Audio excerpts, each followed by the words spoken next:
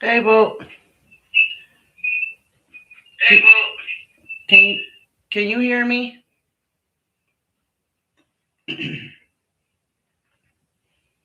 Now I know what it was I was doing. I was deleting my own damn lives, thinking I was deleting the one before it, and I was actually deleting the one that I was actually on. Can you hear me?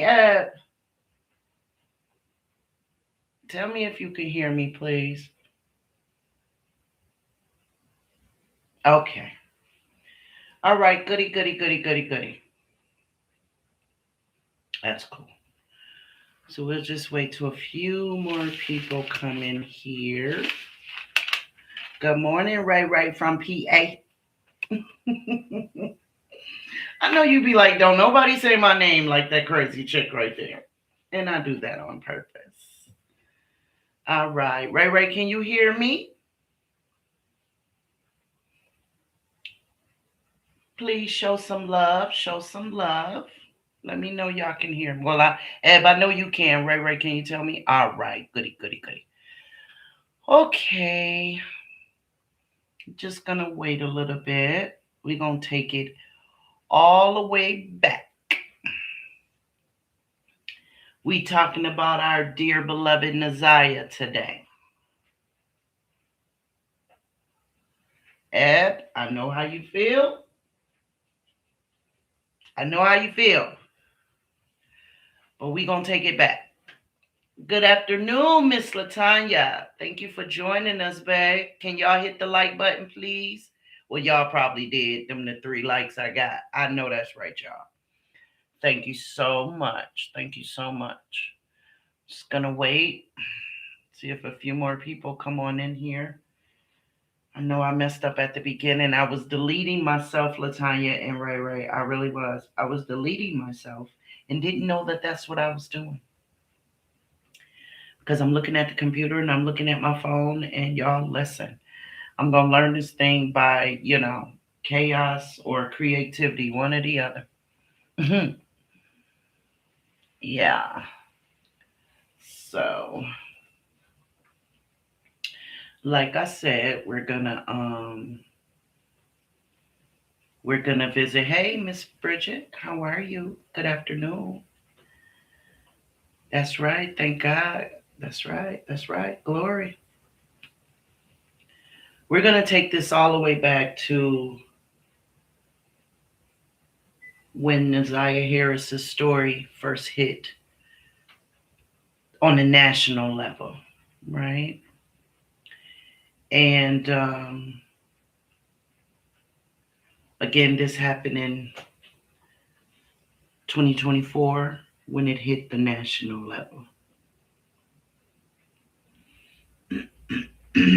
And Naziah was a beautiful little girl. She was a beautiful, chunky faced baby, little light skinned little thing. And she grew into a tall, slim, young preteen. She was just starting her preteen years. When she disappeared, she was 13 years old. You know, that year that we've all anticipated when we can technically say we're now a teenager. Let me turn this volume up. Maybe you guys can hear me a little bit better. Is that better? And so that's where she was. She was a technical teenager, 13. But guys, as big as her smile was on Instagram and Snapchat, that baby was hiding a lot of secrets. And she was hiding secrets of adults. She was hiding secrets that no child should have to. Thank you, Ray Ray. Yes, I will, baby. I'm going to learn it as I go. Yes. And so when I say that, I mean she was hiding secrets of her grandmother, of her aunts, even her own mom's life.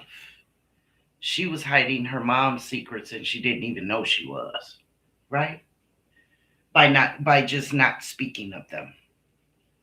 Now, when she first went missing, her grandmother, Annette, did a press conference. And I quote, Naziah's life may be in danger and you don't even know it because you're keeping information or trying to keep her hidden. And when she said that, and that's end quote, when she said that, her eyes were closed. When she said the words keeping information or trying to keep her hidden, she closed her eyes when she said that.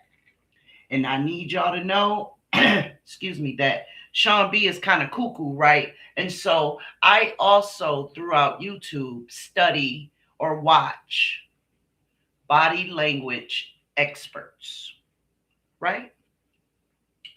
And even though they were these experts, it's three guys, four guys. I think it's three or four guys.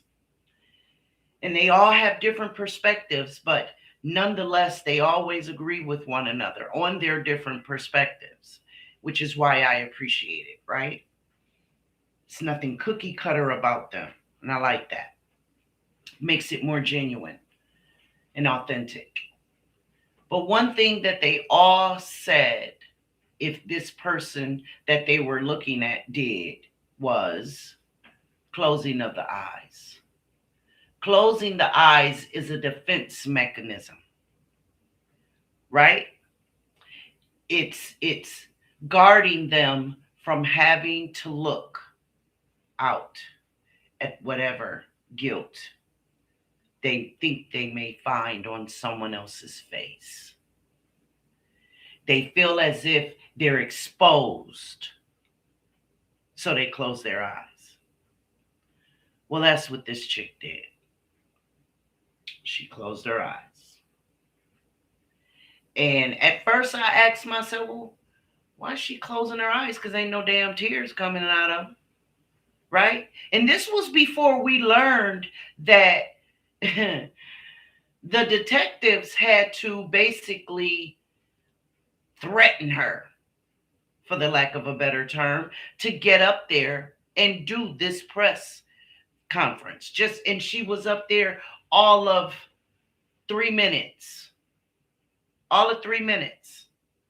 And just like y'all saw on the stand, if you guys have seen the sentencing, when she got up on the stand and she did her performance, the woman is, that chick is real good at making it look like she's in pain. Oh man, she's lived long enough to make it sound like she's just all choked up.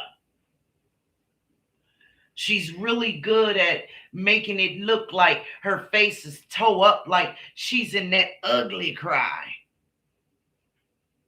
When the fact of the matter is, her face always remained dry. Hello, Chef's Kiss. Thank you for joining us. Good afternoon. And so this is what she did at this press conference.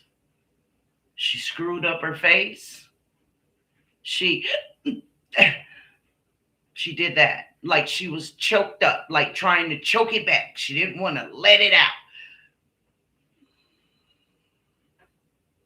And I think it's a little bit too early for me to start exerting my opinion on what she should have been doing. But, you know, it just, we can't escape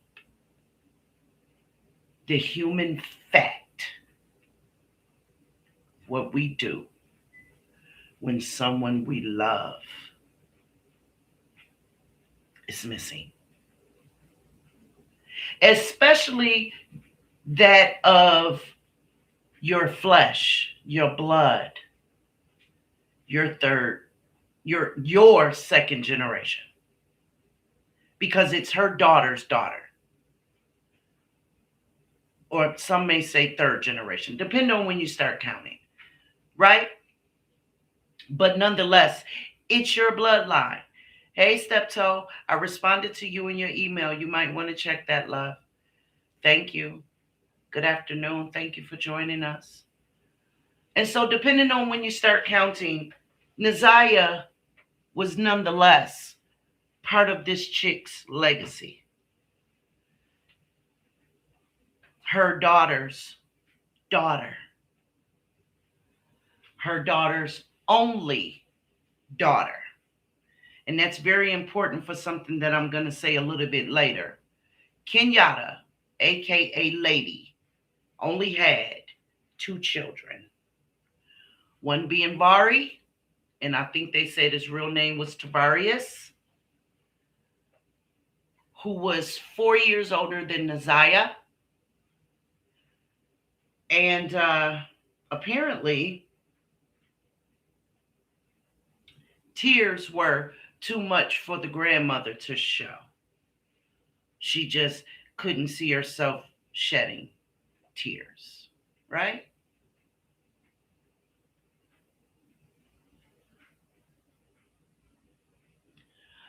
And so she closed her eyes, and that was the extent of it. But then when she walked away, and she and the googly-eyed one, the one twin, is being escorted back to their vehicle by one of the officers, detectives, whatever the hell they want to call themselves. She said to that officer, I ain't gonna lie, Naziah has ran away before. Because they wanted to say, during this investigation or whatever, when they were given interviews, and it was not Annette, it was one of her demon spawns that would do interviews, and they claim that Naziah ran away many times. And so did Vari, Naziah's brother. And what I want a lot of people to keep in mind, that it's very important when a young child runs away. Stop letting the first thing that enter your mind is they want to go be fast. He wants to go run the streets. He must want to go be one of them G members. He must want to go sling that work. Don't let that be the first thing y'all think about. Let the first thing that you think about be the question. It's 3 letters. Why? Why? If that house is being ran by such a tight ship, that means that everything is the way it should be, when, and how. Right? It should have everything that the kids require, and a lot of what they just want, right? It should be clean. It should be, ran with some organization, and everybody should be happy. Now, we know that when teenagers become teenagers, they could become jerks. We get it. I've had my share. I still got one in the house, and sometimes he's a real jerk. But I got some that's grown that's jerks, so I digress on that. But let your first question be why? Why these two? Just these two. Why? Why do they keep running away? And then my next question is, who the hell gonna do something about it? When? When is any of the authorities gonna do something about it? Because had they done something about it, maybe we wouldn't even be having this conversation right now. And the millions of others that have happened throughout the previous 2 years, right? But nope. And y'all know why no one ever did anything about it? Can y'all guess? Just take one guess if y'all know why no one ever did anything about it. I'm gonna wait a few seconds.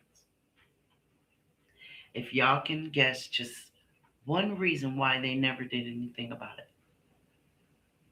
Come on, guys, talk to me.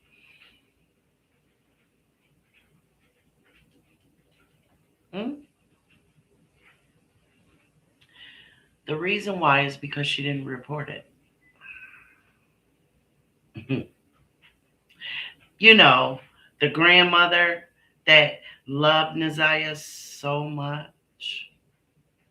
The one that she spoke about during the sentencing when she was giving her performance, her award winning, dry faced performance. She didn't report them, right? Because that would bring attention to her home. And yeah, no, I simply can't have that. I've got foster kids who I get money for. I'm not reporting that. My house is perfect. Don't y'all know my house is perfect? I can't report that. Had these people come poking around over here. You better not mess up my money. Is what was reported that was said to Vari the last time he ran away. You can go on out there if you want to, but I'm not reporting a damn thing. Mm-hmm. Yep. Yep. Yep. Yep. Yeah. Yeah. Yeah. Yes, Ed. I'm not reporting nothing. You're not messing up my money. Mm-hmm. And so away Vari went, not to return anymore. But he left our beloved Naziah. He left his baby sister. And I guess in his young mind, he thought that, she would be okay. He really had nothing to offer. I guess maybe he didn't want to take her from the frying pan into the pot being the mean, grimy, cold streets. And truth be told, from what I understand, he actually moved in with his girlfriend's parents with her. Hello, Demetrius. Thank you for joining us, love. He moved in with her, and because she was pregnant at the time. Oh, yeah. It was a whole bunch of that going on in Detroit. And it still is. Babies. It's like Detroit is the NICU. You know what I mean? Detroit is like a NICU unit, you know? Just babies all over the place. Some make it and some don't. It's sad. Because at the same time that Naziah went missing, there was already a 16-year-old missing. Yeah. Yeah. When they went searching for Naziah, they found a deceased male with a tether on him. Yes.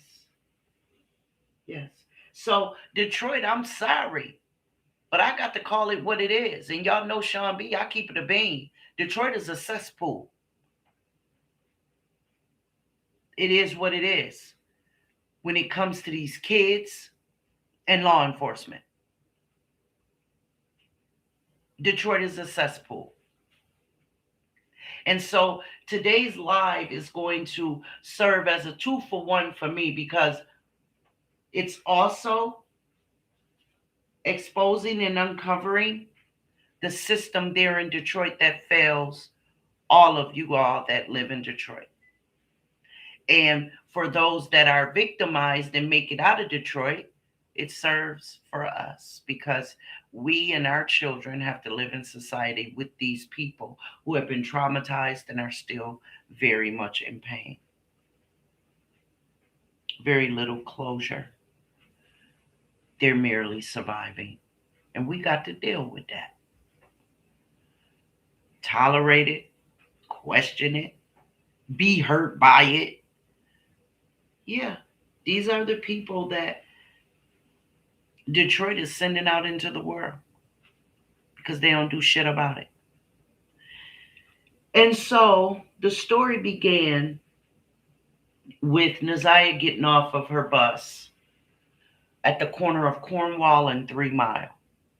Now, if you guys want to Google map that, I wish I could show that to you guys. And I promise y'all, I am going to become a computer geek, during my YouTube journey. But at the corner of Cornwall and 3 Mile, she was let off the bus. And at the time, it was a really noticeable bus stop because it had what we dubbed the ketchup and mustard fence. It was painted red and yellow, and you couldn't miss it. And so some of her friends who or bus riders with her, let Annette tell it. They told her that she turned to the right instead of turning to the left, which I'm assuming would have brought her to the house, would have led her in the direction of the house. Who that kid was, we don't know. She never said. And during the preliminary hearing, Annette is up on her stage and she's lying, saying, when I drop her off. Well, come to find out, part of the story anyway, was that Naziah rode the bus. Right? Naziah rode the bus. And as it was, Naziah was the only one that rode the bus. Nobody else. Googly eyes kids, they were special. So they got to get a front door drop off and back door pickup after the after school program. Oh man, grandma loved those babies.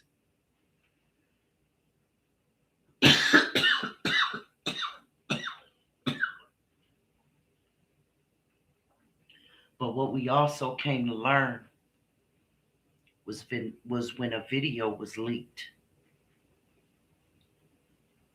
in the morning before school. And one of the kids had problems finding socks. And I don't know if this was the same kid, but then there was an issue about a coat. And Annette, the grandmother, started to berate this child.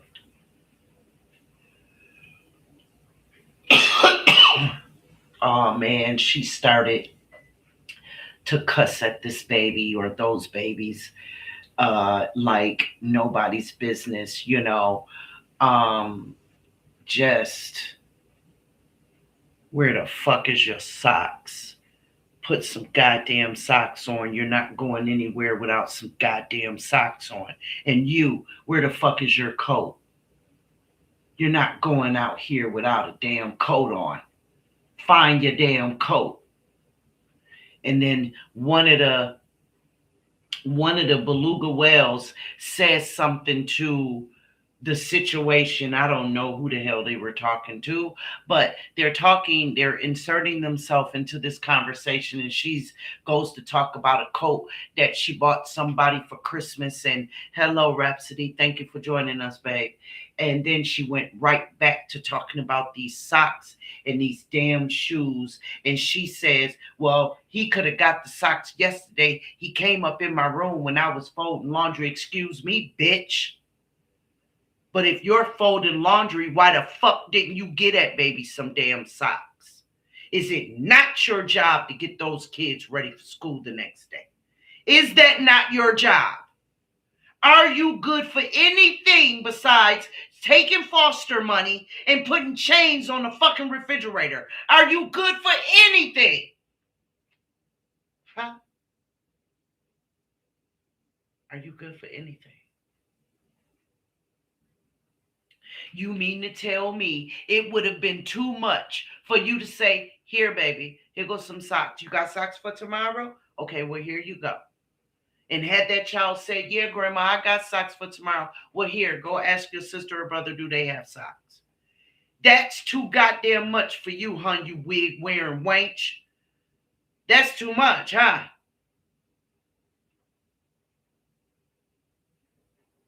You bird's nest Betty ass bitch.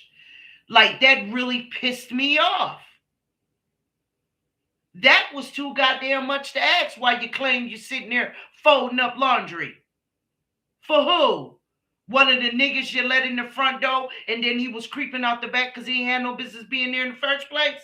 You know, the one that was a convicted sex offender? You mean you was doing his laundry? Huh? Because throughout the previous 2 years, oh, we found out how you like to cater to them niggas. Oh, they can have whatever they wanted. They can have whomever they wanted. Because see, y'all, part of the story is that Kenyatta, aka Lady, ran away at 11 and was found in a crack house pregnant. Hello, somebody. At 11. Put some of us to shame about how early we got pregnant and we wasn't married, right? Put us right to fucking shame, don't it? Oh, she beat us, y'all. She was pregnant at 11, y'all. Huh? And we thought we was doing too much. Huh?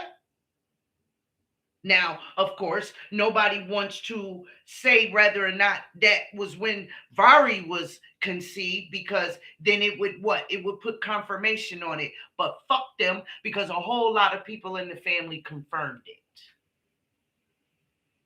Some would say, well, I don't know if she was 11. Well, but you just confirmed that she indeed was pregnant and she indeed was found in the crack house, because you only questioned the age.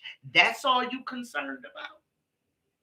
You're only concerned about her being 11, 13, 15, 16. That's all you confirmed about concerned about is her age. You're not concerned that your family member is being found or has been or is living in a dope house. That don't concern you. You're not concerned, or sadly speaking, of the fact that she ran away at 11. Oh, and by the way, footnote, they all ran away at one point or another. They all ran away at one point or another.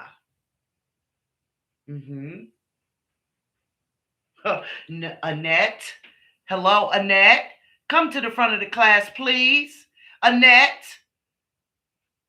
What kind of tight ship are you running, where all of your children ran away from your house at one point or another? Now, shit. We're going to talk about it. We're going to talk about it because, see,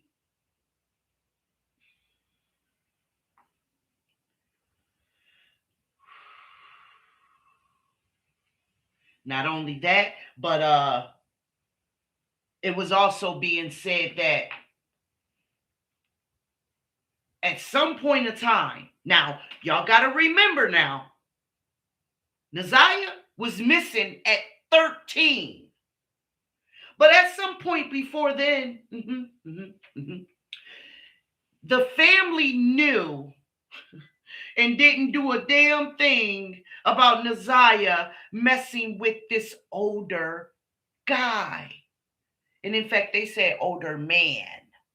Now, it could be because their illiterate asses' vocabulary is really just that less than. But I dare say they could have said this boy.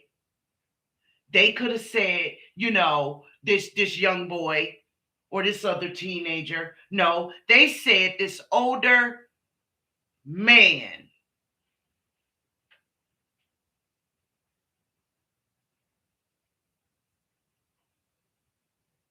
But they said they didn't do anything about it because he was autistic. Yeah. We don't want to bully or harass or mess with the autistic man, even though his member worked, even though he's screwing around with my little granddaughter, even though he's messing with my illegal and minor niece. No, we're going to protect him more than we protect our own. Didn't I just say that Annette was really good at making sure that the men got what they wanted? I just said that, right? Yeah. Well, this is another example. They did not report this guy, this older man, and their excuse was because, well, he was autistic. Oh, well, then, that solves everything, huh? That makes it all better. No problem there. You can't be traumatized by an autistic person. Hey, Trey, babe. Thank you, babe. Thank you. Have a good day at work, love. Thank you so much. Autistic people can't hurt nobody. An autistic person ain't never crashed out on nobody. An autistic person has never done anything to anyone. Why would we get him in trouble? He ain't doing nothing wrong. That's her fault. That's all her fault. She's the one wrong. She's the one being fast. Even though she the baby in the whole goddamn scenario. She's the child in this scenario. But they protect the man.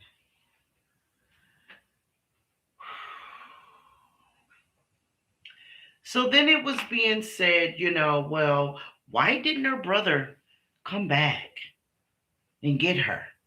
Why didn't he take her in the first place? What must he be doing out there? How's he taking care of himself? And all that kind of stuff. Well, rumors started that the brother was messing around in gangs out there. Which gangs, I don't know. But that's what he was supposed to be doing. And so that's when speculation came that, oh, that's what happened to Naziah.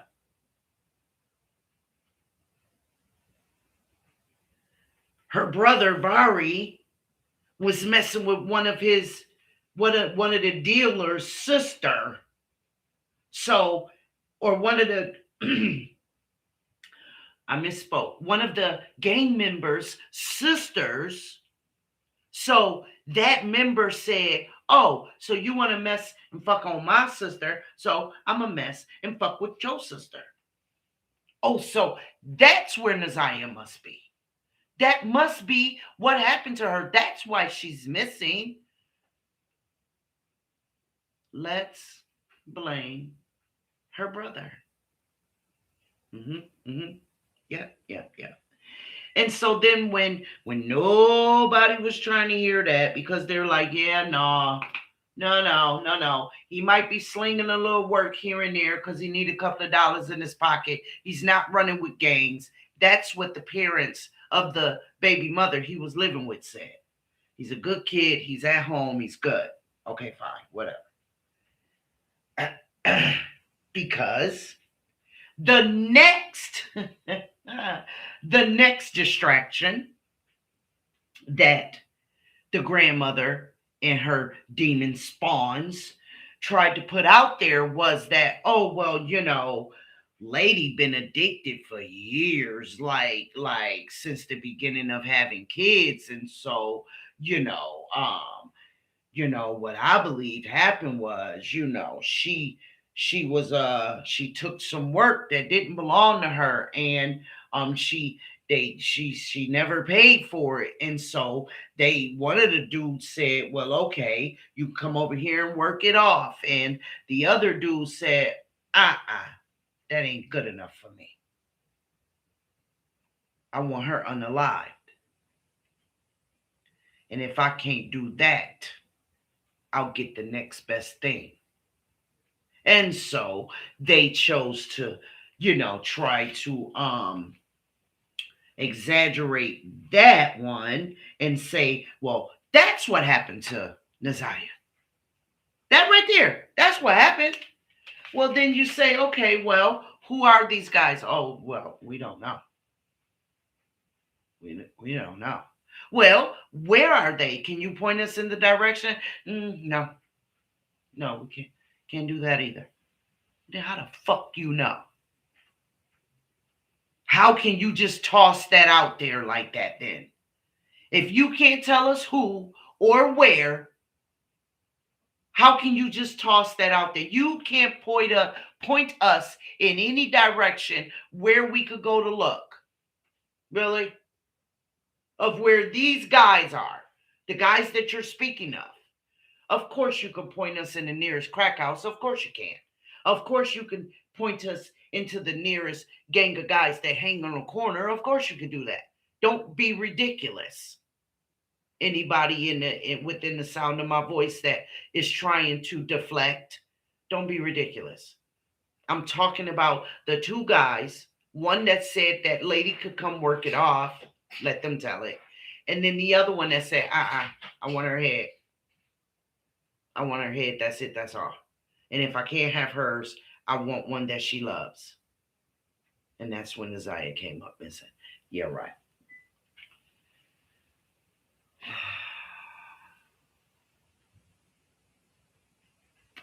It says, Miss T. Hello, baby. She says, hi, Sean B. Listening in at work. Love your picture with the New York background. Reminds me of living single. Oh, boo. Thank you, baby. Thank you. You have a good day at work, okay, babe? You have a good day. So then,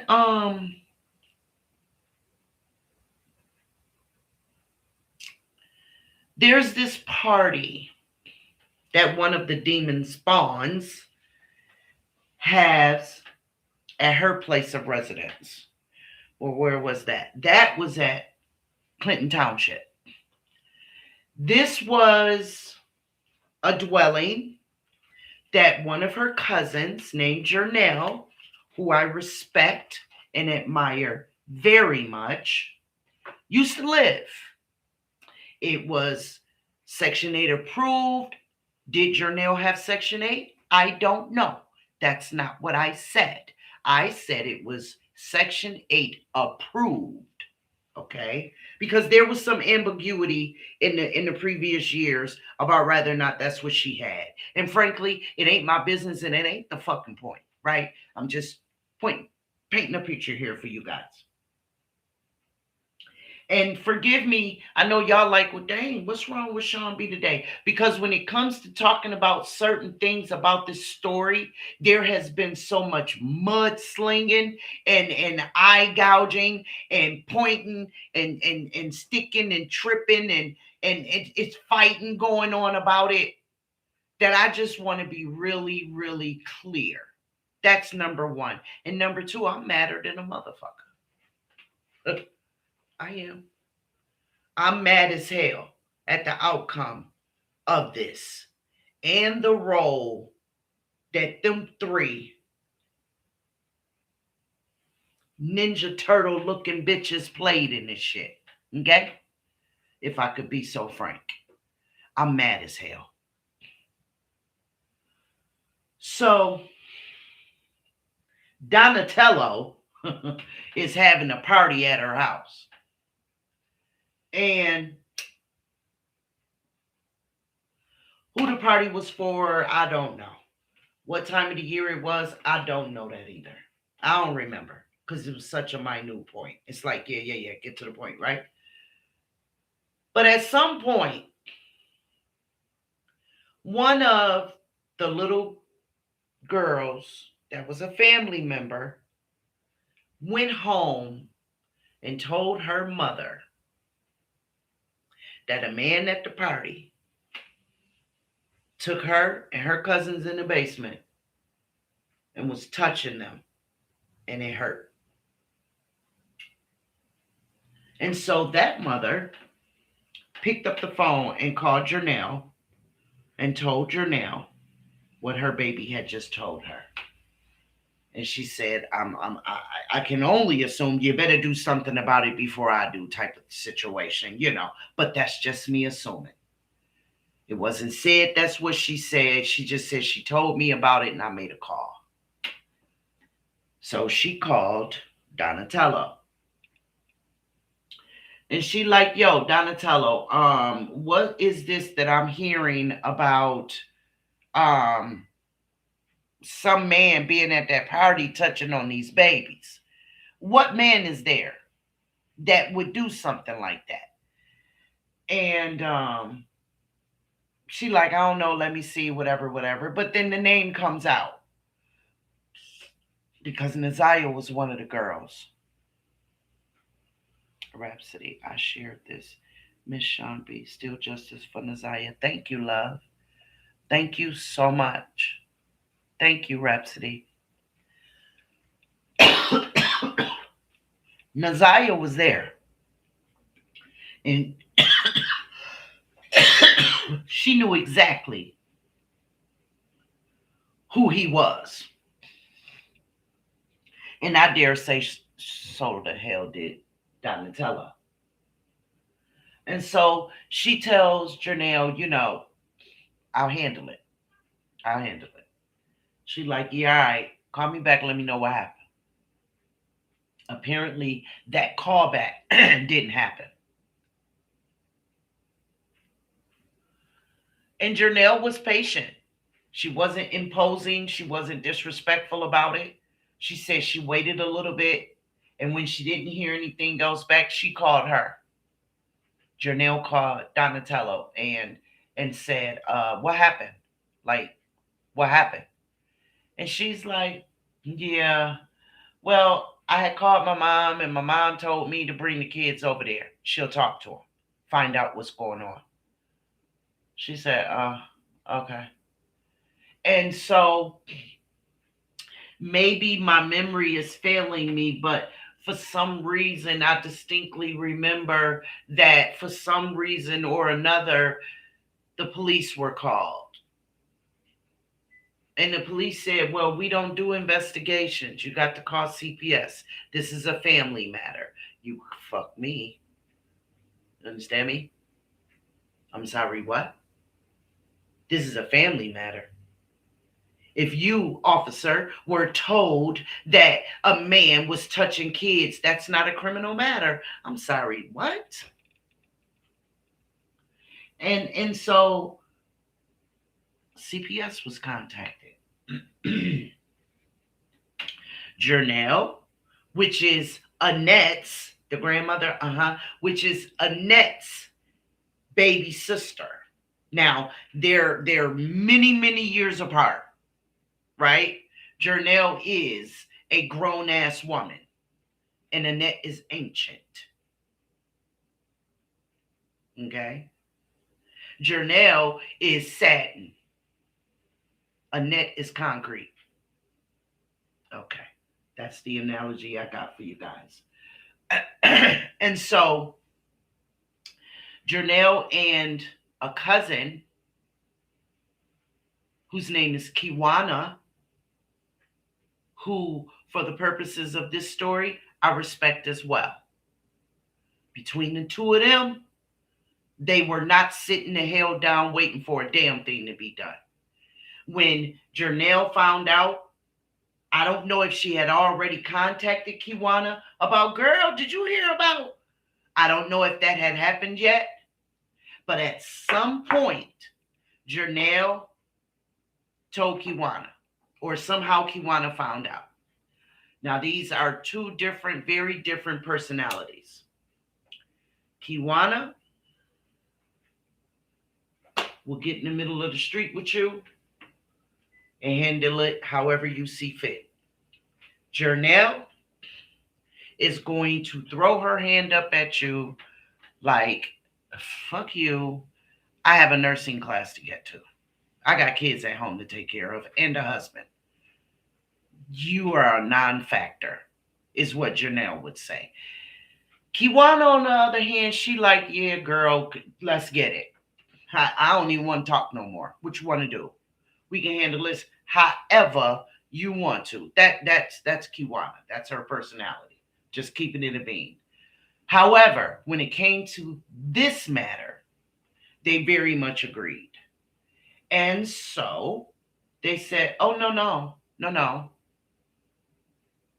When they heard from CPS that apparently when CPS went and questioned the kids, footnote, in front of the head Ninja Turtle, that the kid said, well, no, he didn't. We just said that because he was supposed to give us some money and he never did. So we was mad. Yeah. Excuse me. That is what was reported to CPS. And so CPS basically filed it away saying it was low risk. The house was clean. Food for the children. The children were well-mannered. And so they saw no reason to keep the case open. Well, Jernell and Kiwana was like, lies you tell. And they took it to every news media that would hear the story. Every one of them. And they told that story the same time, every time.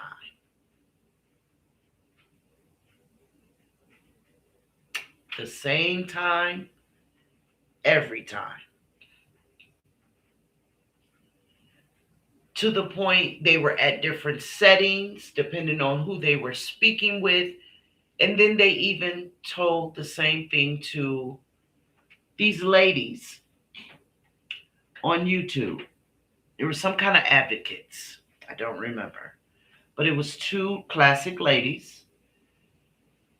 They zoomed in and had Zoom meetings with them.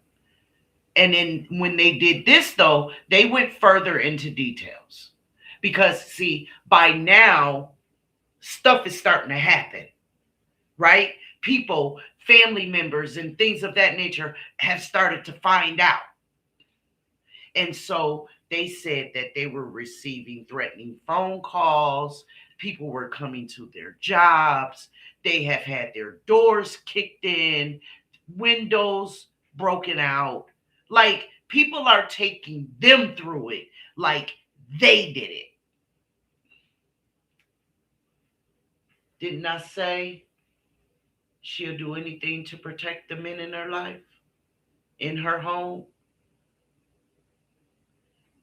That ancient concrete woman will do anything that she can to protect them with a dick. I don't know no other way to put it. That's as frank as I can be. Because the girls didn't stand a chance. They didn't. The girls didn't stand a chance. She's a wicked, wicked female. But they didn't stop. They would not be deterred. They would not be distracted. Changed. As time went on, stuff added to their experience, of course. But up until this point of the story, nothing had changed that they had said. And so the name Jarvis Butts enters into the picture. And that is when Jernell, and I think Kiwana too, but I know for sure Jernell finds out that this dude is a SA offender. And she like, wait, whoa, whoa, whoa. And y'all still closing the case? Like, wait a minute. You got little girls who don't know nothing about this man and his record telling y'all that he did something to them that is very much what he has been convicted and did time for, and y'all close the case for low risk? Jernell said, y'all got to be kidding me. So she contacts the police. When she finds that out, she contacts the police again. And they tell her, well, the fact of the matter is, Miss Jernell, because she's like, yo, he ain't supposed to be around no kids. What do you mean? Good afternoon, Drag Racing. Thank you for joining us. They tell Jernell and I believe Kiwana, well, y'all, the fact of the matter is, he does not have those restrictions on him. Eb, don't you fall out that seat. You get back up in that seat and sit still. Police told them that a convicted SA offender did not have restrictions on him for being around children, even though his conviction was for having been and violated and given an STD to a 4-year-old. Y'all hold that for 1 minute. Yeah. This is Detroit, y'all. This is the good old Dirty D. Sure is. They told them, I'm going to say it again, that a habitual predator that had already been convicted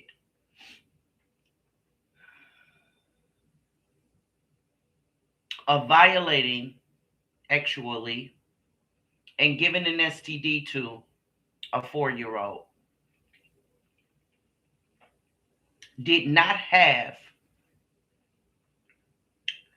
restrictions or stipulations on his SO offender, on his SO registration. In other words, he could be around kids.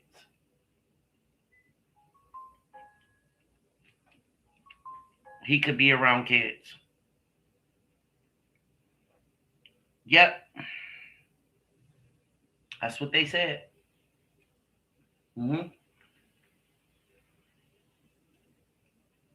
They were quite disturbed at finding that out. Excuse me. And that's when they went back to the news networks. And now they're even more worried because Jarvis Butts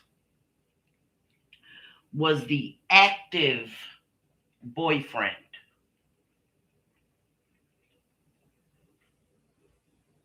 of Donatello.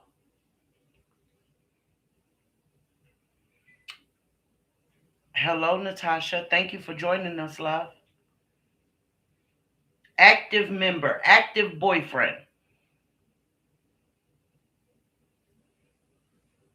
of Donatello.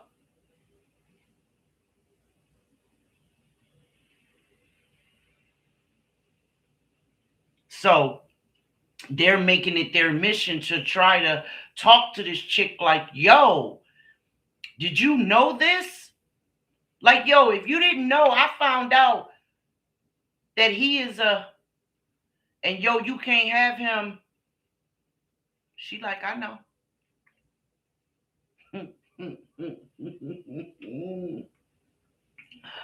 Yo, I could just imagine the look on their face when she said, I know.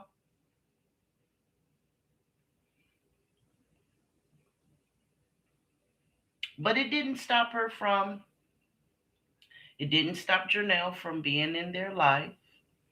Janelle would continue to pick up Donatello and her children and take them to all sorts of events and activities. Disney World and skating and all kind of nice stuff, right? So she remained the auntie that she was. She said that there would be times when Naziah would ask her, why I can't never go.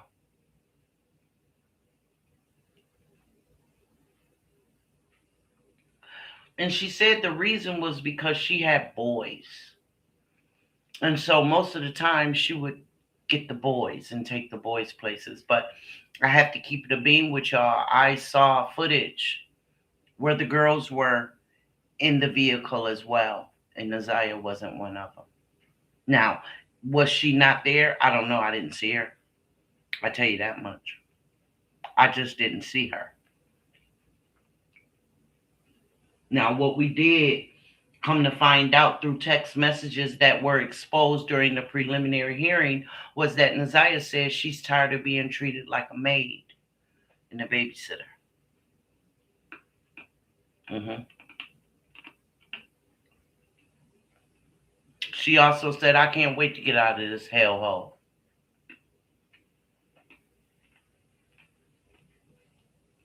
Does that sound like a kid that was already running away? Not to me. Not to me. And again, y'all, if she disappeared at 13, where the hell was she running to at 10, 11 years old? Where was she going? Her mama was out there in the streets doing God knows what with God knows whom. Her brother, he done left and he's wherever he is. Do she know? Do she even know how to properly cross the street at that age? So where the hell was she running away to? The backyard?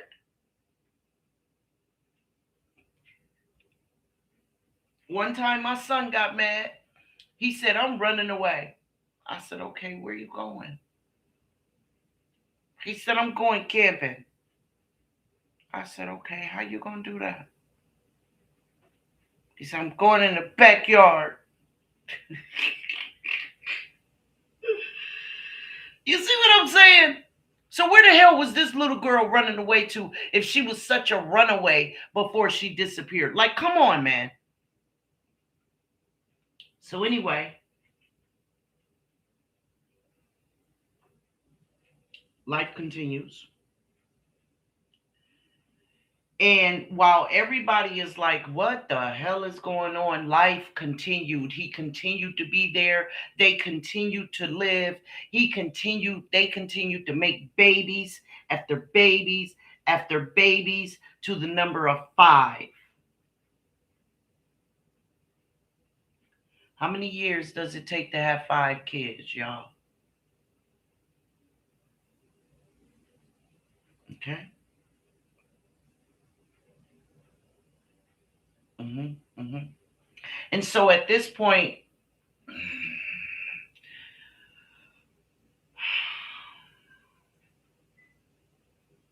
I'm going to fast forward to some stuff that's going on at school with Naziah.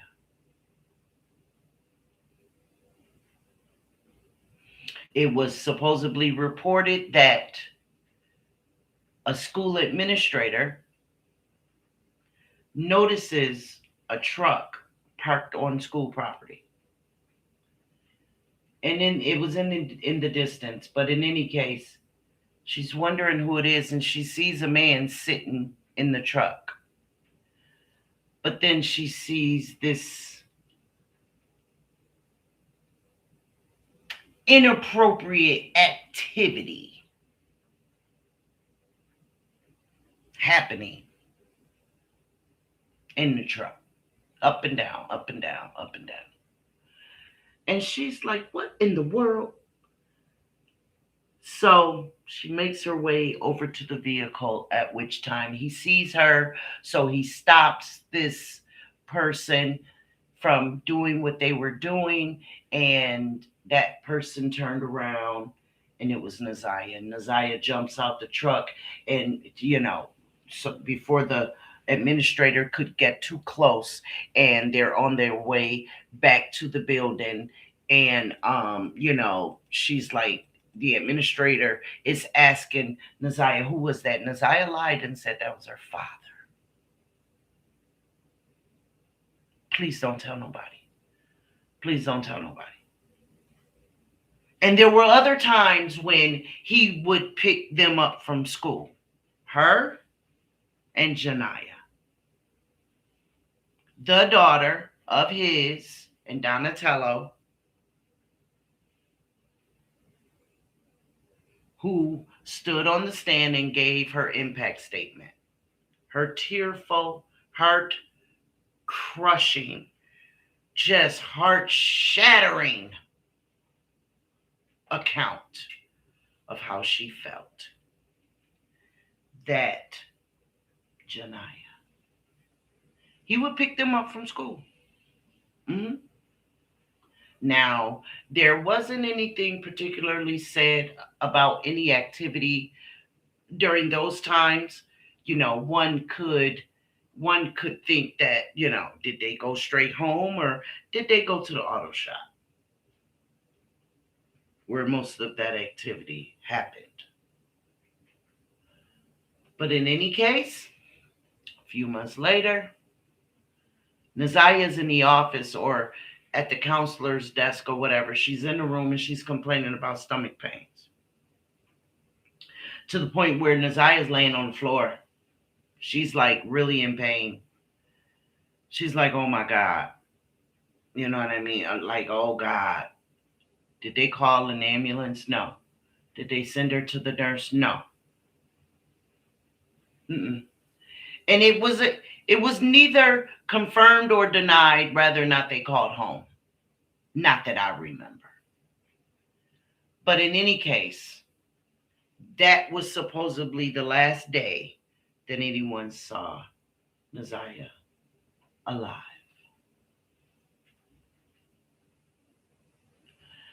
Now,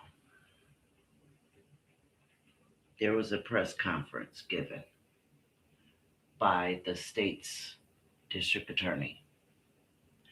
Her name is Kimberly Worthy. Black lady. Long career in Michigan. And so during this press conference, she shows this picture, and it is the picture of Naziah that's on my page where she's got the braided puffballs and the white turtleneck and the dark blue or black knitted hoodie. And it said she had on jeans and blue and white sneakers. Or pants, blue pants and blue and white sneakers because they had to wear a uniform.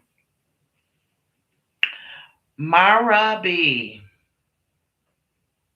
Mm-hmm. Myra, I do want you to know that I know exactly who you are. And I haven't forgotten what you said.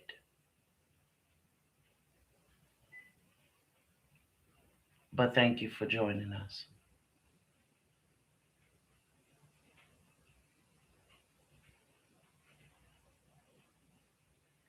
Anyway.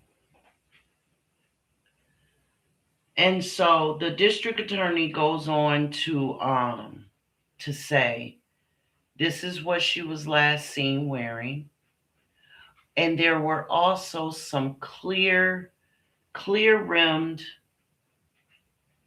eyeglasses that Naziah wore in the picture as well. And she said, y'all, look at this face. She was 13 years old. And she's waving. And I bet she had no clue that while she thought she was waving hi, she was actually waving goodbye. And then she went on to speak about Jarvis Butts. And she said he was 40 years old and that he was a habitual predator. And for women to be careful because he had a type. I appreciated her for saying this because it was the realest shit she ever spoke. Like, that's the realest thing that in this whole shit that Kim Worthy said that I could get with because it was a fact. Oh, it's a fact. I had to show it to my good girlfriend, a collage that salute Shank Rock, that Shank Rock got up on his page, on his channel of 8 or 9 different females. And they all look like, even if it was just one with another one or one with the other two. But one way or another, it was clear he had a type. That's my word. It was clear he had a type. And his perception of what he could get from them was spot on.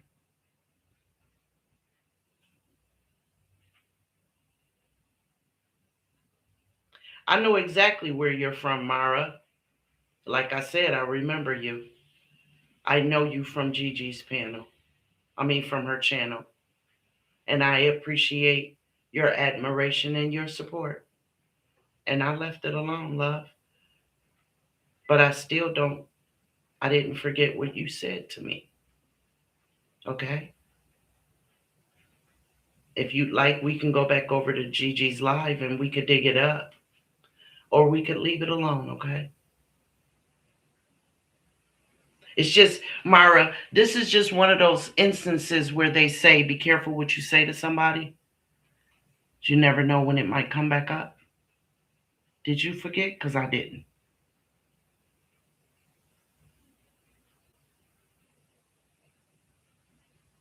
Okay. All right. So it must have just been a troll in her chat using your name and your profile picture. Absolutely. Hmm. But we're going to leave that alone, okay, babe? Like, I don't live in the past. I don't. I don't live in the past. Right? And I'm not the only one who remembers it. But we're going to leave it alone, okay? I appreciate your admiration and your support. I've seen you here before. I just didn't say anything. All right? So, so Kim Worthy said, ladies, y'all have to be careful because men like him have a type. They know exactly what they're looking for. They know exactly what they're looking for. And I dare say what she meant by that was a few things. One, let me check out the self esteem. They're going to go one on one, check out your self esteem. See if you know you tough in your spot. Because if you know that, then they know they can't bullshit you. Then if they get past that, even if they think that they can kind of break it down, with some good D, which a lot of them think, then they want to go to the home front. And these kind of people, they want to see how you keep your house. Are you attentive to your children? Are you belligerent speaking to your children? Right? Are you always on your phone? Are you going to give them the attention that they need? Or do you ignore your children, therefore leaving a lot of open time for them to do what it is they really want to do? Right? They want to see how well you're taking care of home. Are you a homemaker? Do you do the laundry? On the weekends, do the kids have breakfast, lunch, and dinner? Or do they just eat one time a day, every day? Right? Do you keep a clean house? Do you change the sheets on your bed? Do you have multi sets of linen? That kind of stuff. And then ultimately, the one thing they're looking for are men. They want to see if the daddy is in the picture. They want to see if your father lives in the house, any brothers live in the house, or if there are children in the house, are their daddies in the picture? Now, of course, Shannon didn't have any kids. But when he first came to that house, he came looking for Marquita. Let's get it. When he first came to that house, he came looking for the other sister, Michelangelo.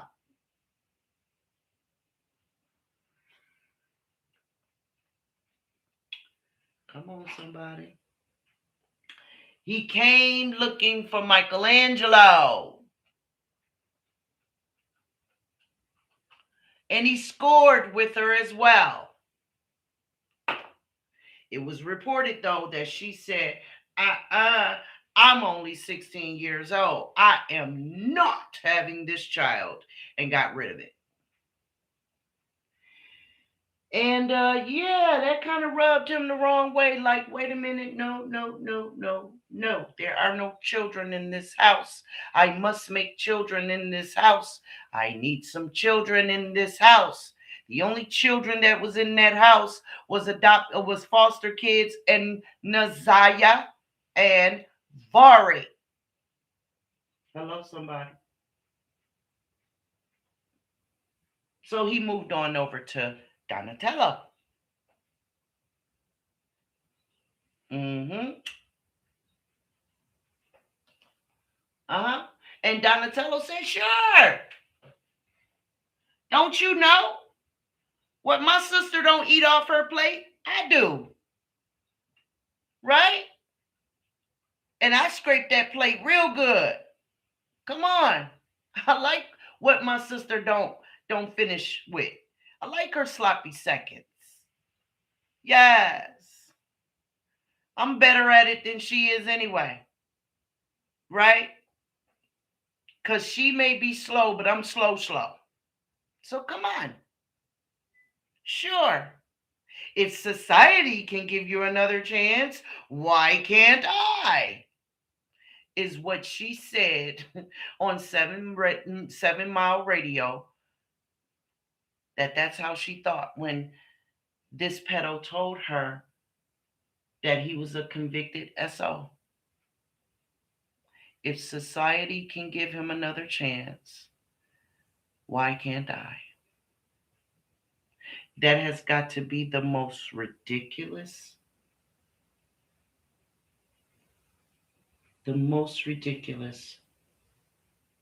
thing I've ever heard. Right next to cross dressers wanting to use the women's bathroom. That right there is right in line with me. It's right in line. Because just because you got on a dress don't mean that you think you're a woman. You're a man in a dress, and you could be putting that on to go into the women's bathroom and do really nasty, ugly things to people. And then here is this female giving someone that has already done nasty, ugly things to people a chance to do it again with not only her niece, but the children that they made together. Have mercy.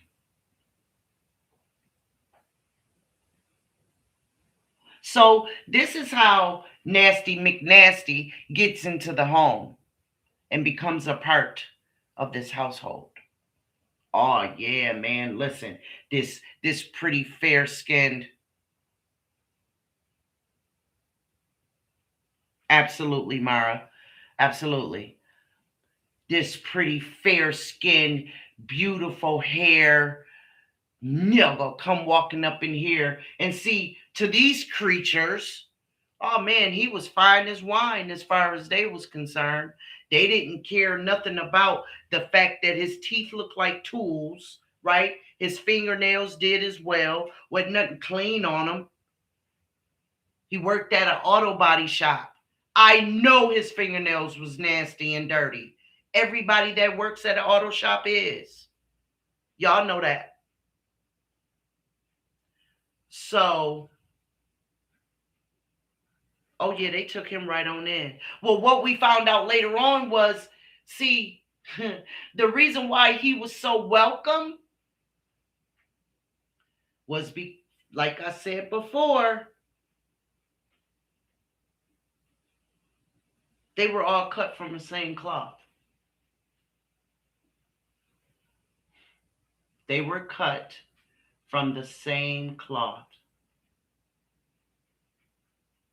Because see, while in past years Jarvis Butts was doing what he was doing to little girls, so in the hell was the demon spawn to their own family members. And if I'm lying, then I'm standing behind the cousins who told the stories. Because I ain't here to lie. Now, if I have some details out of chronological order, I'll hold that. I'm not perfect and I'm going off the cuff. I lived this shit for the previous 2 years just like everybody else. And I'm human just like everybody else. But I'm not taking up y'all's time and coming here for however many people is in the bushes and the 15 people that's in the chat to lie to y'all. My good girlfriend could tell you I could be sitting on the couch eating my goddamn Nilla wafers. I ain't got a care in the world. I have no worries because my blessings are many. I ain't come up here to lie to y'all. I ain't come up here to lie to y'all. So, as I was saying, if I'm lying, I'm standing behind the cousins who told the story. And her name is Sierra. Sierra was up on 7 Mile Radio. You can go back and look it up and see it and hear it for yourself. See, because when I bring all the receipts that I know and that I have. And if I could share my screen, we'd be digging it up right now so that I could show y'all her. Oh, pretty black chick. Mother of 2 girls. Isn't that ironic? And man, you talking about emotional. She was crying. She was snotting. She was pausing. She was breaking down. She was looking across the room for some strength and some encouragement. And Roxy Rocks was on the other side of the setup, just sitting there, just, I guess, as moral support. I didn't hear Roxy utter a word as Sierra told her story. And she was very forthcoming. Sierra even, was transparent enough that she said that she's lost very good relationships with the father of her kids because she believes that it changed her sexuality, her interests. Those aren't the words that she used, but that's the way I want to put it.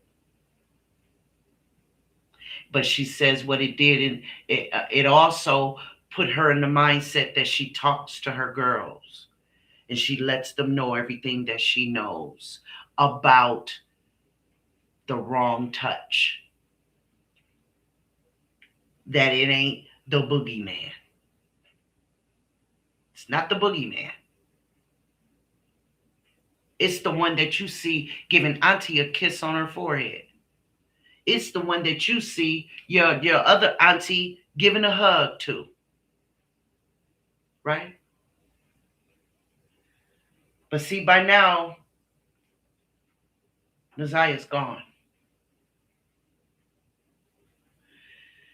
And that is when these stories started to come out. And Sierra was the only one who came out and gave her story. But it's been speculated that there are many in the family with the same story. And so the investigation starts. And at the beginning of this investigation, they asked Master Splinter herself, did Naziah have any phones or social media? And she said, oh, no. She don't have any phones. And no, she don't have no social media. They said, okay, all right. Well, come to find out during this said investigation, as sorry as it was, they come back and they like, yo, Master Splinter, come here. We need to talk to you, old lady. Come here. You told us that she didn't have any phones. You told us that she didn't have any social media. Well, we found a phone in her name and 4 social media accounts on which she's very active. So what gives? Oh, well. Well, I don't know about that kind of stuff. So now all of a sudden she's stupid. Now all of a sudden she's naive to technology. Now all of a sudden she don't know shit. So they're like, all right. Well, listen. Not only that, but we found that this phone is being turned on and off. And it's actually pinging in the same, in a few of the same areas as Jarvis's phone. And oh, well, no, that unless it was more than one phone, because that was me turning it on and off. Number one. That is boom number one. She said it was her turning the phone on and off, while the detective said that the phone was pinging in the same places that Jarvis's was. So, Mrs. Master Splinter, were you with Jarvis when he was getting rid of your granddaughter? Huh? Please tell us. Were you with? Okay. Because we all know you like to be the director. The mistress of the evening, of the event. the hostess. You like to be the one in charge. So, boom, number one. How are you the one turning the phone on and off when the investigators are saying that the phones was pinging in the same places as Jarvis's phone? Oh, and on top of that, at the preliminary hearing, you said that Jarvis didn't come to your house. And this was clock in the morning. Yes, Ed, clock it.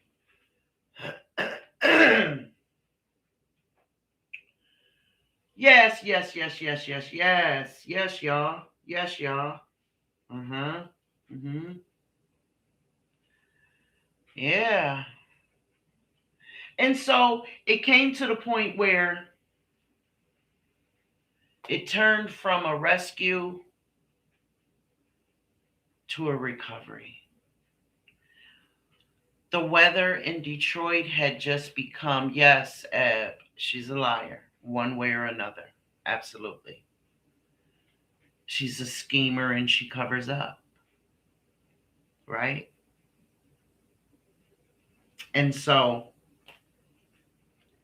again, due to the weather conditions and her age, and none of the family having any idea where she was, it at that point had become recovery instead of rescue. Instead of finding her, getting her to the hospital, making sure she's fine, and bringing her home to safety, when what they didn't realize was she didn't run away from home. She ran away from a house of hell. She ran away from a house of horrors, right? And so by January 12th, she disappeared on the 9th. Roxy's mom, Kenya, posted, I believe it was Facebook, where she said, and Kenya is close in age with Master Splinter. I don't know exactly how old she is. I just know that Kenya is Roxy's mom. And she posted on what I believe was Facebook saying, and I quote, "Can't sweep petals under the rug anymore. It's not okay, Annette." She said it's not okay, right? So that right there tells you that now the story is getting around the family that somebody over there in that house is messing with a pedo, and Donatello having all these goddamn kids by him. How were they able to get away with lying like this? And their lies were proved to be facts. CPS, school, police, and her family failed Naziah. That's true. Lies proved to be facts is a contradiction of terms, but I do understand where you're going. They allow their lies to just be out there. The investigators, Kim Worthy, they just let it be. They just let it be. I say that there was no real investigation because neither one of the house that they lived in was reported to have been forensically examined. And when I say neither one, yes, y'all, it was reported that this family lived in multiple houses on the same street. And one of those houses they moved out of right after Naziah went missing. I'm not making this shit up. And I'm sorry, maybe I'm from freaking Mars or Venus or some shit, but that looks suspect as hell to me. That looks suspect as hell to me.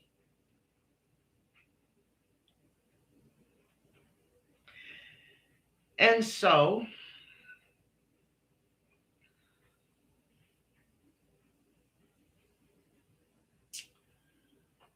it later came out that, and this, like I told y'all, this is a 2-for-1 for us. Not only telling our beloved Naziah's story, but how the system failed her and every other victim in that city, in that state, right? Because see, the fact of the matter is, with Jarvis Butts, along with prison time for 4 years for what he did to the 4-year-old baby, he also had done he had been convicted of weapons charges 3 times, unregistered weapons 3 times, and was given nothing but probation. Yes, Natasha, Lady, Mervin, Annette, Shannon, Marquita, CPS, DPD, all failed Naziah. Absolutely. Absolutely. And in that order. And in that precise order, I think I want to pin that if I can. Bam. In that order, right? In that order. They did. Mm-hmm. And so, like I said, arrested 3 different times, put on probation 3 different times for unregistered weapons. And this was after or during his violation of that 4-year-old. Why? Why, God, somebody tell me, was this thing still on the streets?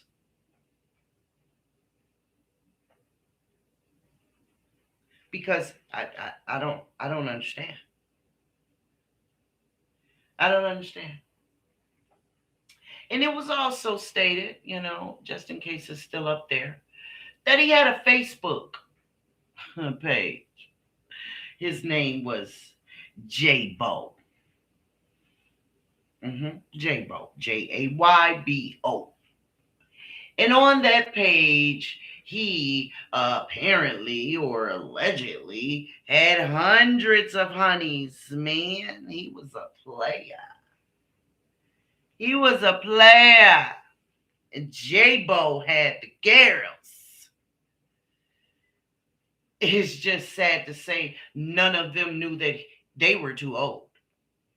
They were too old. They were not what he was looking for. He was actually looking past them. I dare say that if any of them would admit it, I bet once they told him about themselves and they said, I don't have any children, or I've got 5 boys, they didn't hear from him no more. Not in the way they wanted to hear from him. Right?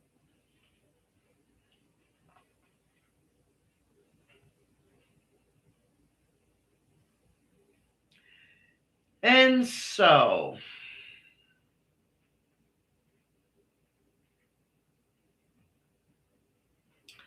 there was some ambiguity about when it was reported about Naziah being missing. I don't know if it's because the 7 Mile Radio podcaster just kind of like got the dates wrong, but his words were that it wasn't reported for a week. Hey Trina, how are you? Thank you for joining us. You getting your hair did? I know that's right, boo.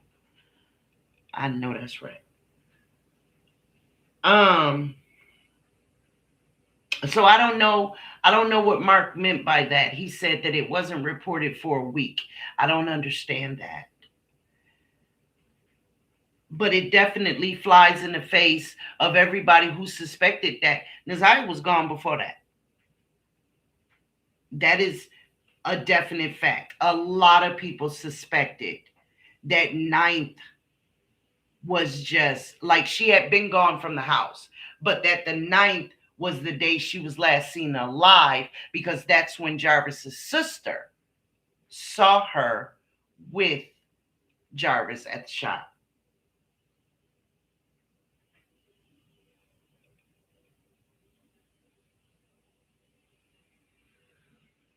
Whoo, whoo, whoo, whoo.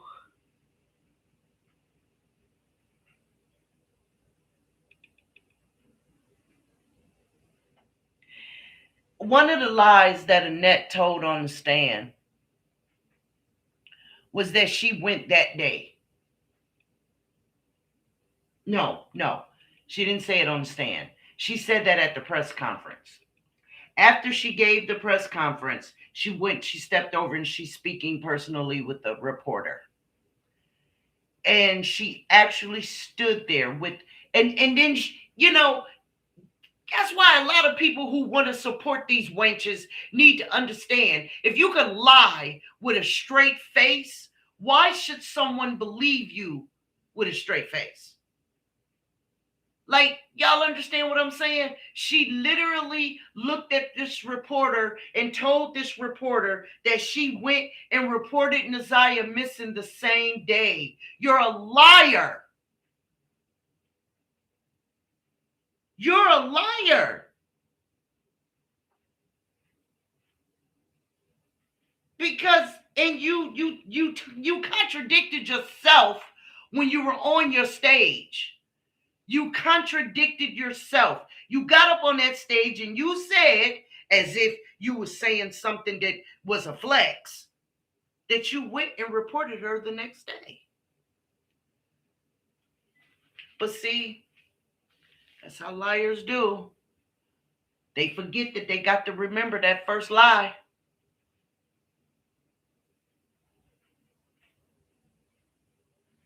And that is where she first reported Naziah as a runaway, when she went to that school. Because y'all, I don't want that to slip by y'all too quickly. But for those of you who don't know or may have missed this part, oh, that good great grandmother, the one who loves her babies, and it did all that fake ass snotting and crying and all that bullshit up on that stage at that sentencing. Yeah, this very chick waited till the next day to go up on that stage at the school and report her as a runaway. Yes, she did. And that is why who we call Bookman, okay, rerun, okay, yes, Eb, yes, she did. That is why he gets the call on Wednesday. He goes out Thursday, knocks on a few doors. Well, who did you speak to? I don't know. Did you write down their name? Do you need your file? No, I didn't. What? Well, did you make any calls? Yes, I did. Who did you speak to? I don't remember. Did you write it down? No, I didn't. What else did you do? Well, I went and checked their locker and there was nothing in there. And I went and spoke to a few classmates. Well, who are they? I don't remember. Yes, Natasha. Absolutely. Right? But not a whimper, not a freaking man. That lady sat there with that chin up in the air, but her her forehead stayed raised up in the air. Like if she had lifted up her goddamn forehead anymore, I swear to God, her eyelashes and her edge up would have matched. It would have, they would have, yeah, they would have touched. Right? Her eyes was open so wide, them damn eyebrows was up in the air. Body language experts say that that is a clear case of can they tell I'm lying? I'm not lying. I'm not lying. Y'all believe me, right? Y'all believe me. That's why the eyebrows was up there like that. Yes. Clear case. Y'all believe me? Y'all gotta believe me. I'm telling the truth. Mm-hmm. Mm-hmm. Mm-hmm. Yeah. And so that's why Rerun slash Bookman did the piss poor job that he did. Because guess what, y'all? He did that on Thursday. The fucker retired Friday, the very next day. Not the next Friday or the week after that. He retired the very next day. And he took them papers.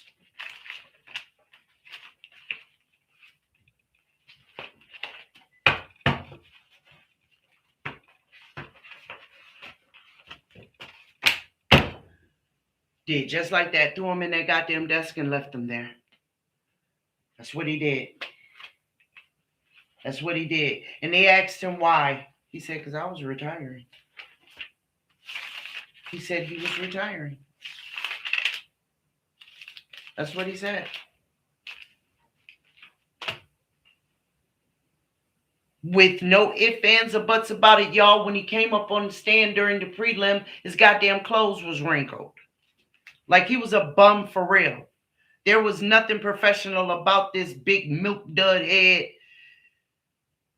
old ass, wrinkled ass, blubbery, okay?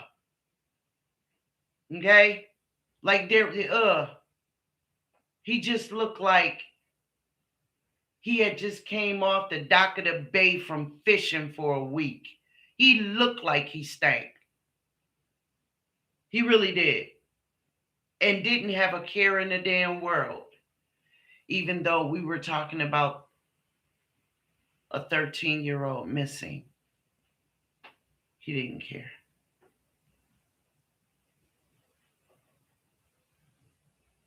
He could have left the case for someone else that was going to care. Absolutely. Absolutely, he could have. He left it all right. And it wasn't until family members, because I don't know exactly who, like I could say Janelle and Kiwana because they were definitely on it, but I don't know that Kenya and Roxy didn't. You see what I'm saying? I don't know that other family members did it. So I will just say other concerned family members got a hold to DPD and started asking what the hell is going on. Like seriously, what's going on? Excuse me, guys. Let me get something to drink.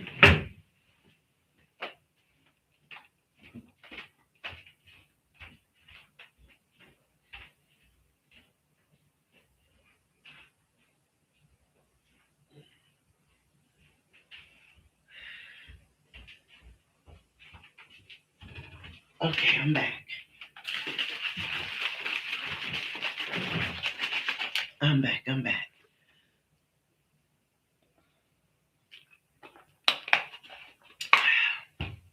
And so DPD is like, okay, wait a minute. We don't know anything about this. And so the family members are like, wait, what do you mean you don't know? Long story short, they like, but we about to find out. So they get up, they go over there to the school and they like, yo, they speak to the resource office and, they're like, yo, what's going on with this Naziah Harris case? And at first they can't even find it. At first they can't even find it, the file. So they do. They find it. What y'all laughing at? Y'all are cracking up. What are y'all laughing at? Talk to me. Huh? T, what y'all laughing at? Rhapsody, what you laughing at? I want to know. Because I want to laugh too.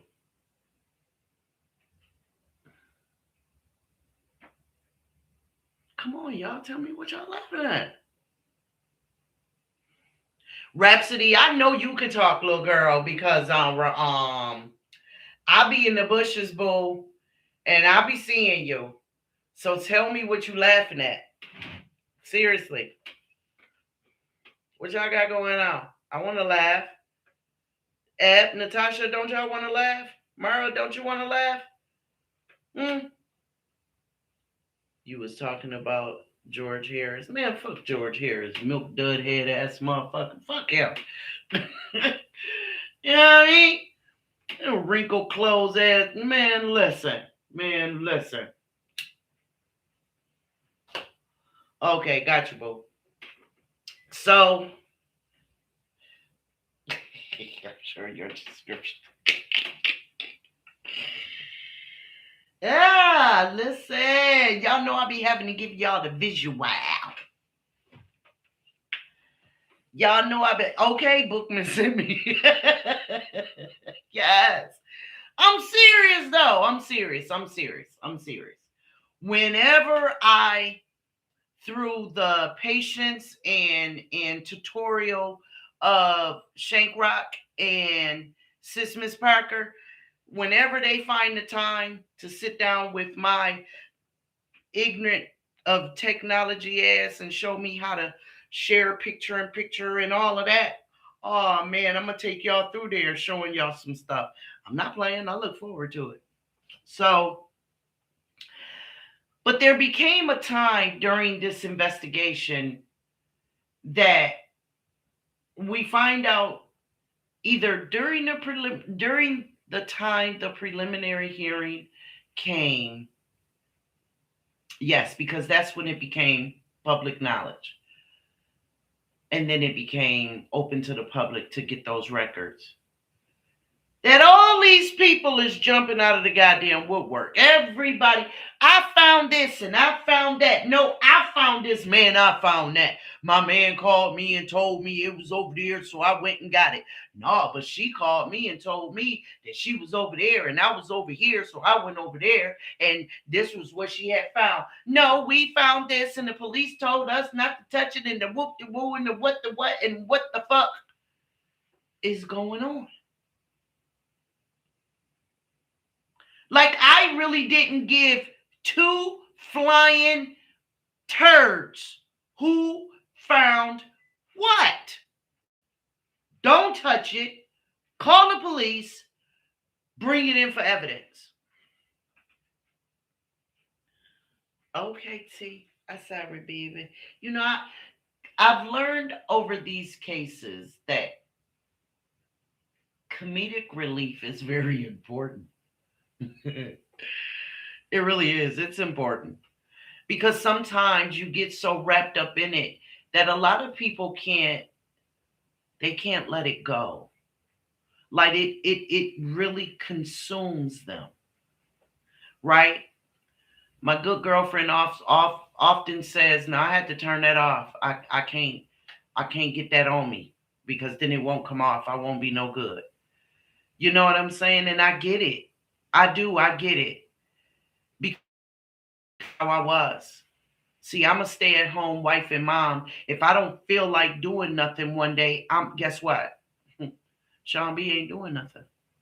So therefore, I have nothing but time and space in my day to absorb all of that ugliness, all that dark and lies and fighting and degrading and all debasing and all of that. And so the first time I heard someone say, sorry, y'all, don't be offended. We just needed a minute to laugh. I got it. It breaks it up. You know what I mean? It keeps a person from going truly into a crisis. Y'all have no idea how many people we reached while covering this story that said, thank you for talking about this. You helped me through something I was going through. Or you helped me understand what my sister must have been feeling, or my brother, or whomever, right? One time a coworker said, one time this lady said her coworker was going through something and she was so trying to figure out how she could help. And she said, I'm going to go and make her laugh. I haven't seen her do that in a while because whatever it was she was going through, it was consuming her. So yeah, I got to make you heifers laugh every now and then. I have to do that. I have to. Yes. And I'm a heifer too, so don't get offended. I could be a heifer too. Absolutely. That's why we family, because we are heifers. Every now and then. You have to laugh too. You have to laugh at it because these cases are very heavy. Absolutely. Mara, they are. They're very heavy. And especially those of children. They're especially heavy. Because how could you do something like that to a child? And not only one, but many, many children at the same damn time. This mother truck has multiple by children. Y'all heard what I said because I'm not stuttering. And that ain't my audio on repeat. This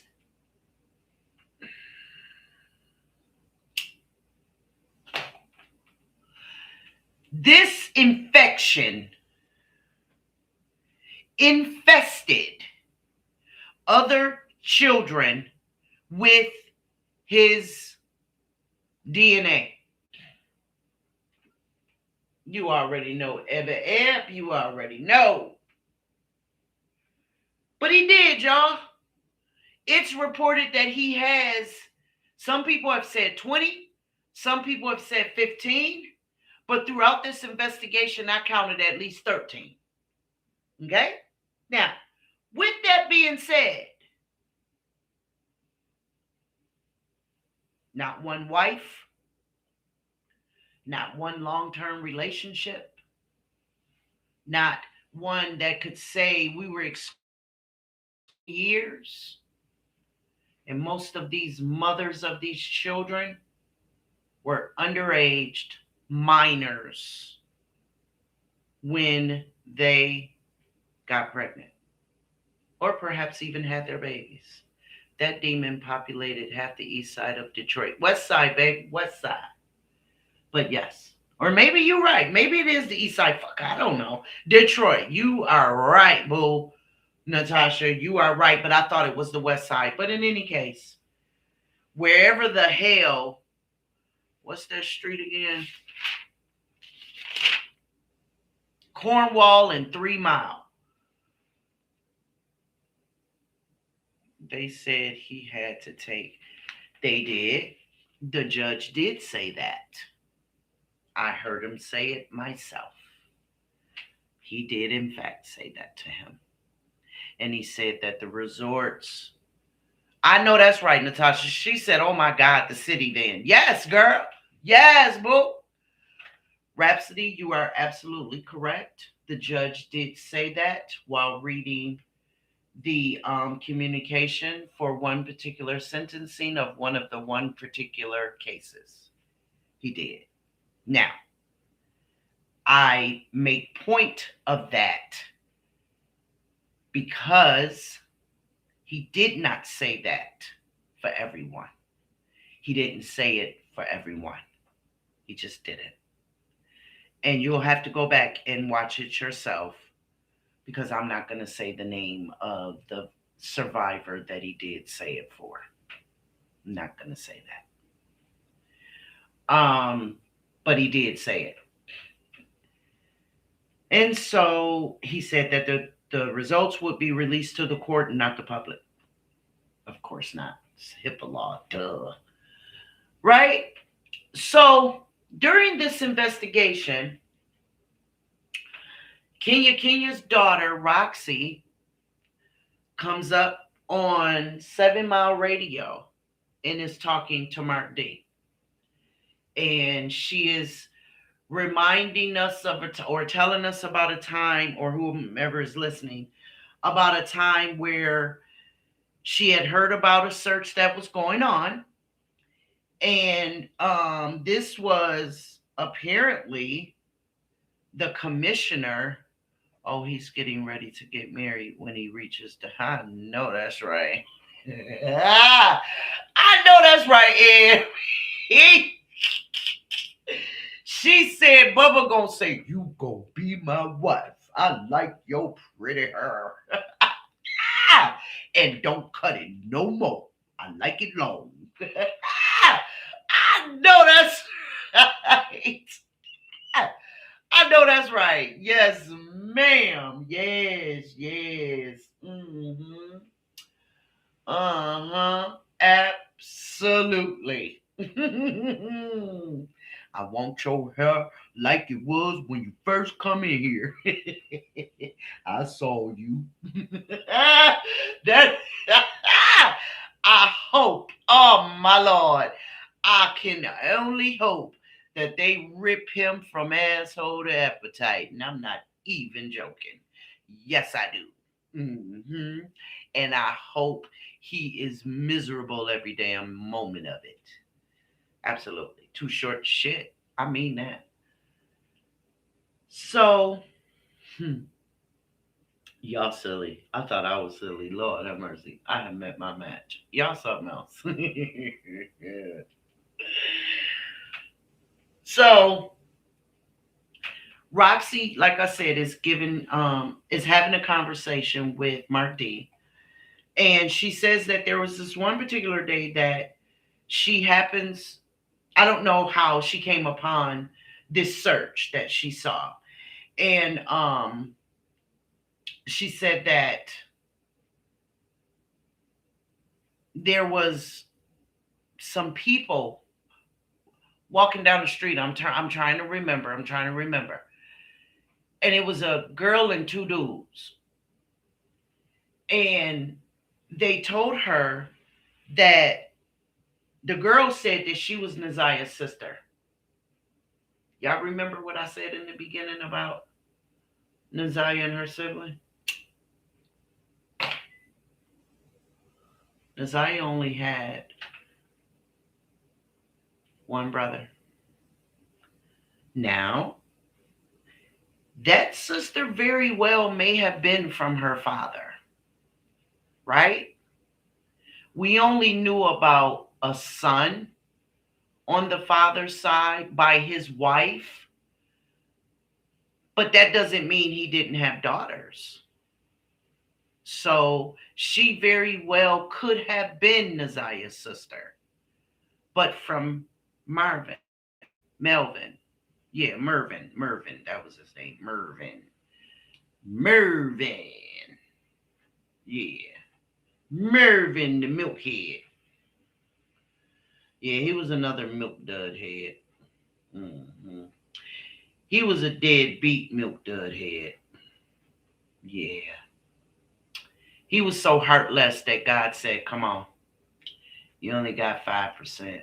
You don't need the rest. Come on. You go and lay that burden down, sir. Don't know all you can do here. You wasn't even no good to your daughter. And now she's gone because you were no good to her. So I'm going to go and turn that ticker off for you, okay?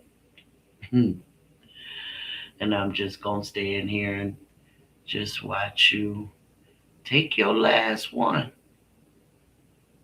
Okay, so that's what I believe. That's my rendition of what happened to her deadbeat father.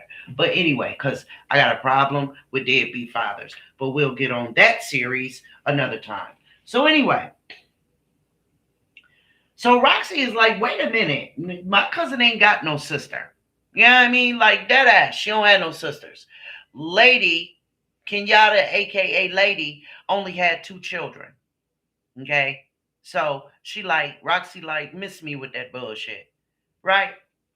So the girl is like, no, but seriously though, Naziah is not missing. She's fine. Nothing's wrong with her. She was in the house with her dude, her boyfriend. And Roxy like, wait, who? What? What are you talking about? And so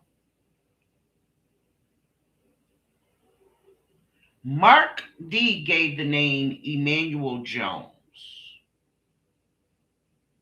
I don't know whatever happened to that person. I don't know who that person is or why Mark D dropped that name, but he did. But then in the same podcast recording, he called Roxy, and Roxy gave the name Eugene Simmons. Yeah, Eugene Simmons. And Roxy goes to the house, and lo and behold, this house that Roxy Rocks went to was Master Splinter's past house. Yeah. It was the house that Annette used to live in right before Naziah went missing.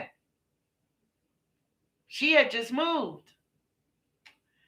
And her car was parked in the driveway. Yeah. Annette's car was parked in the driveway, her vehicle. I don't know if it's a car, truck, pickup, I don't know. In the driveway all that day, Roxy said. And I quote. That's what she said. And so, but Annette had recently moved down the street. And so she's like, this Eugene Simmons was a boyfriend, and says that he didn't understand why Naziah was even on the bus that day.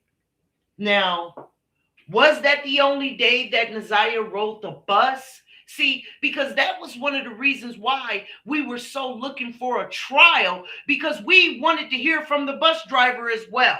We wanted confirmation that that's what Naziah looked like the last day that she was seen alive. And bus driver, sir, can you tell us, ma'am, whether or not it was the 9th of January or the 10th of December?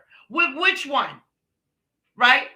Was the last time you saw her in December, or the last time you saw her was the 9th of January? Because we need clarification from the person who was driving that bus, because that technically would have been the last legal person to see her alive. Because, see, everybody who saw Naziah at that auto shop was not supposed to be laying eyes on Naziah. Naziah was supposed to be gone home. The last legal person to see Naziah alive would have been the bus driver. So that's why we were looking forward to a trial. But with all these lies and all these promises that Kim Worthy gave all of us, the bitch stood there and said many more would be charged. Many more arrests were to come, and many more charges close to Jarvis Butts. Oh, she said that, y'all. Kim Worthy said that standing at a press conference when she said that Jarvis Butts, his age and all of that, being a habitual predator, was being indicted. Take the promises that many more were to come down on charges and arrests. She said that. And then she robbed us of it all. Some people say, well, they didn't go to trial because Jarvis would have gotten off. I don't agree with that. I don't agree with that at all. Okay, Murrah, thank you. Thank you, Rhapsody. I don't agree that Jarvis would have gotten off at all, because how do you say one moment that he did it because if he got caught with her and she was pregnant, he was going away for 25 to life, but then you turn around and say, had they went to trial, he would have gotten away with it. That's a contradiction of terms. Can't have it both ways.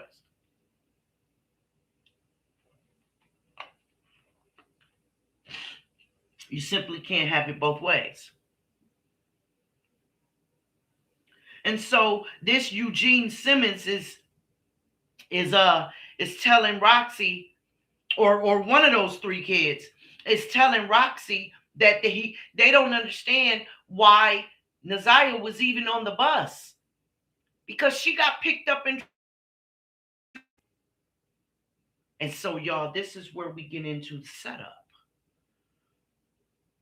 This is where we get into the setup of Naziah and her pregnancy. This is where it starts to form the picture that everything that happened that day was for a reason.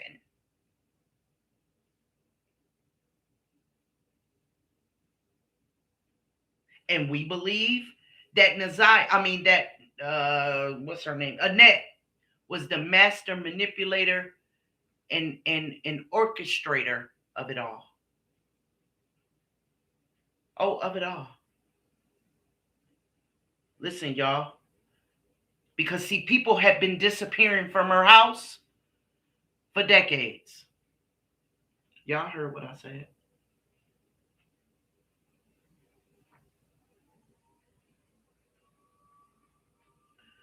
People have been disappearing from Annette's house, reported by family members, for decades, never to be heard from again. Are they alive? I don't know.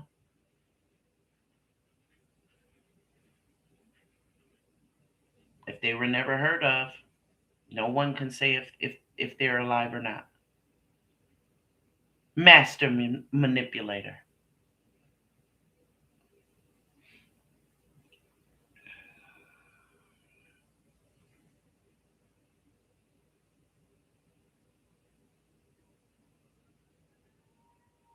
And so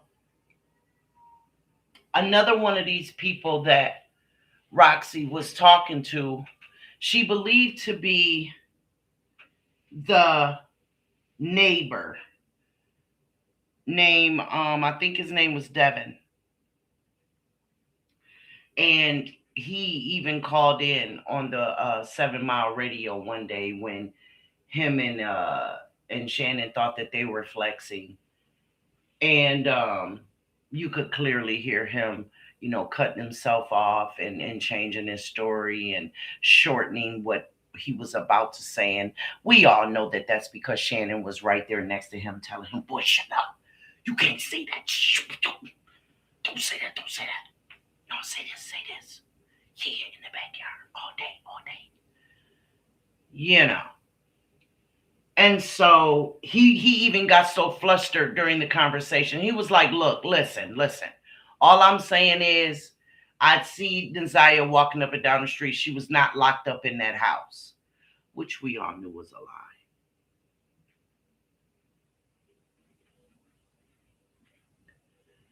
So anyway, this is when Roxy finds out that it was the commissioner who sent members of the academy away from their training and things of that nature to join in the searches. And it was a few park areas or large empty lot areas that they searched, including the River Rouge And but it was reported that they never did search either house. They did not search either house where them hookers lived.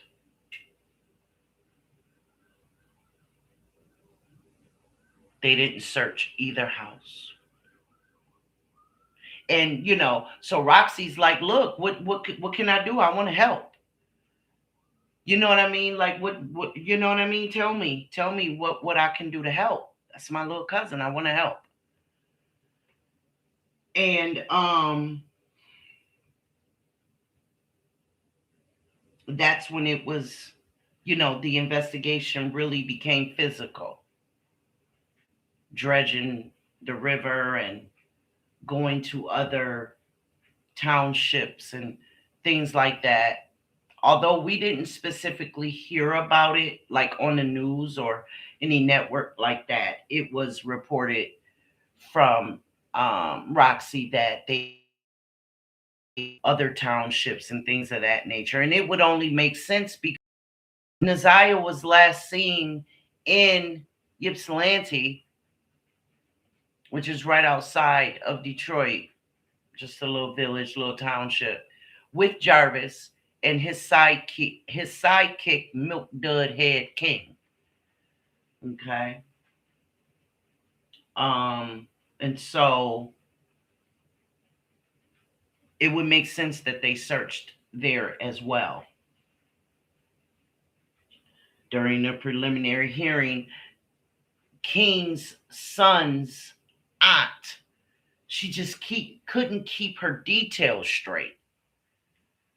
You know what I mean? She had so many question marks all over her face when she would answer a question. Y'all know how it is when a person answers a question and they're very sure of it, as opposed to a person who answers a question and it's like, I think so.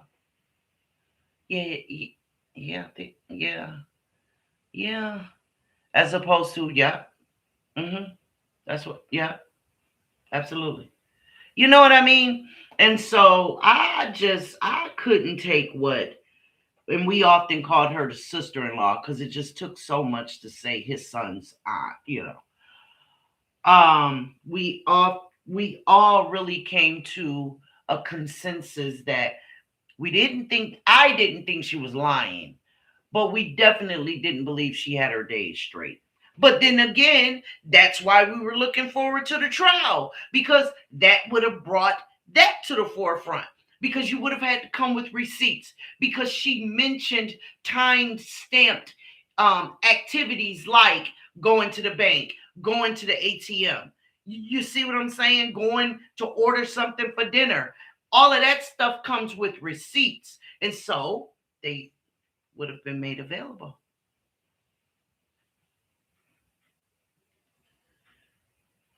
And so, yeah, no, mm-mm, no trial, no trial at all. They tried to, Jarvis and King tried to tell everybody that they saw Naziah walk into this this liquor store, near this liquor store, that's where they saw her. But it was the name of the liquor store that he said. And as far as geographical location, as far as the geographical location of this store, as opposed to where this pregnant child who was complaining of stomach pains in school earlier that day is concerned, they said it was the hell she get that far. If she got off the bus where her schoolmate said she got off the bus at, which was at the corner intersection of their street, how she get 10 to 7 miles away and then sees Jarvis and King and they pick her up.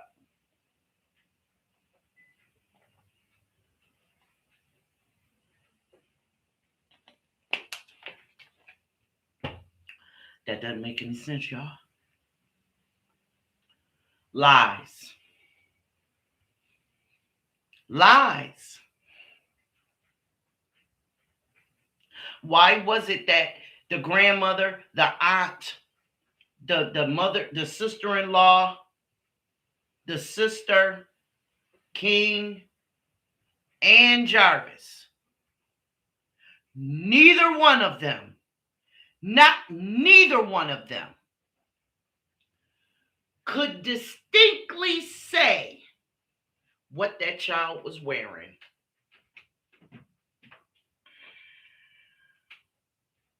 Oh, she had on a such and such colored shirt and some blue jeans and these sneakers, and yup, I think she had like these colored bows in her hair and this colored coat on.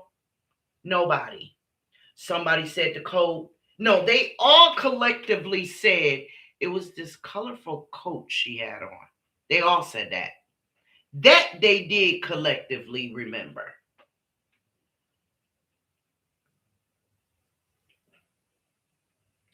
Annette picked her up and took her to Jarvis before she went to get those other kids. I could believe that. I could believe that, Natasha. I sure could. Makes perfect sense. It makes sense why she was not in the house. No, it makes sense why Annette knew that Naziah was not in that house when she came in with the kids. Because I would always say, how the hell you know somebody ain't in the house if you ain't in the house? But you got x-ray vision, you could see through the walls who's all in the house. If you weren't there when she was due to come in, how do you know she's not there? To ask, to send the kids to the door to ask if she's there. That makes no sense. How do you know to ask about something that you don't even know exists? So I could believe that, Natasha, while she was going to pick up the kids. But wait, the kids got out of the after school program at 6. Naziah got out of school at 3.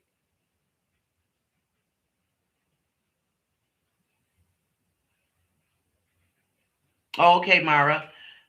Okay. Because I do believe she went home. So she got, so we're coming to, we're saying here that she got off that bus and she went home. That's how that's how they got her book bag and shit. Because they had her book bag and her tablet from school. And that's how they got it. Because she did go home. And Annette is saying she didn't. She had 3 hours to do whatever. Exactly. Absolutely. Absolutely. No, what I was saying was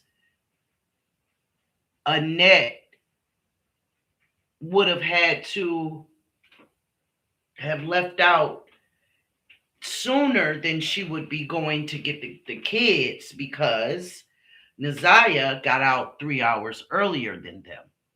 And so we're coming to a conclusion that, oh, yeah, yeah, yeah. Yeah, the book. No, they didn't find the book bag. The book bag was at home. Hello, Lottie. How are you, Miss Morty? Miss Morty.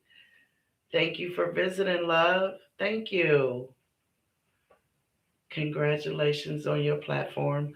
Long time no hear. Your direct approach. I see this by accident, but I will be back. Good luck for future success. Thank you.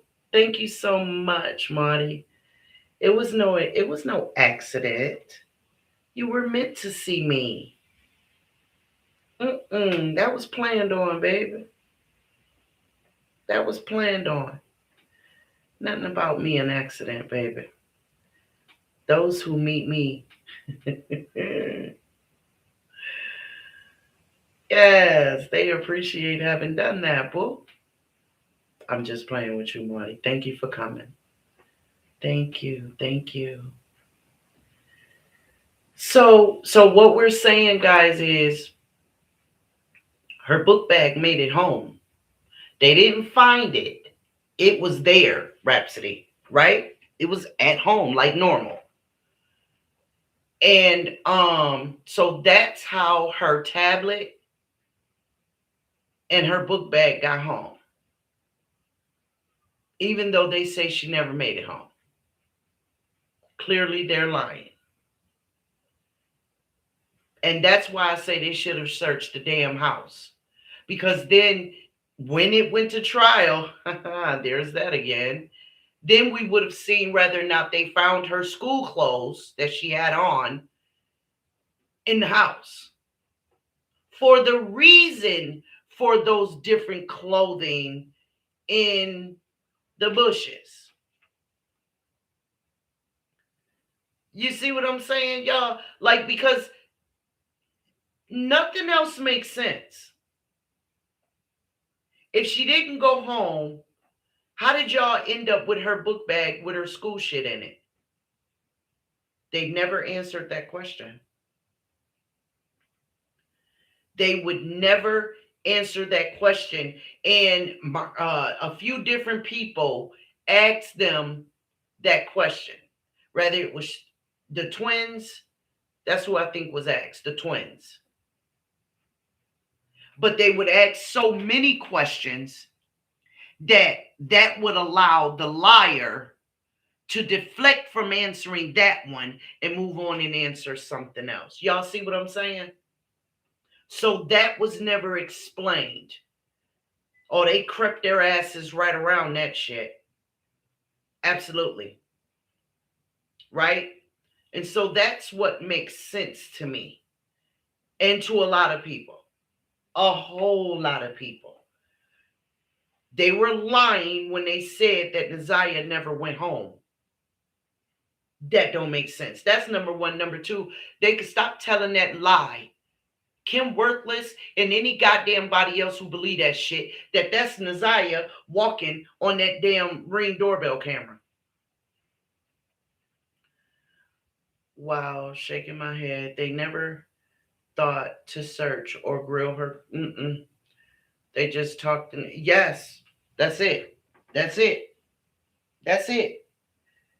Now, they claim they went in for questioning and all that kind of shit. I don't believe it. I just don't believe it. Because if they did go in for questioning, then Detroit PD is sorrier than the fuck we think they are. Now, I'm sorry.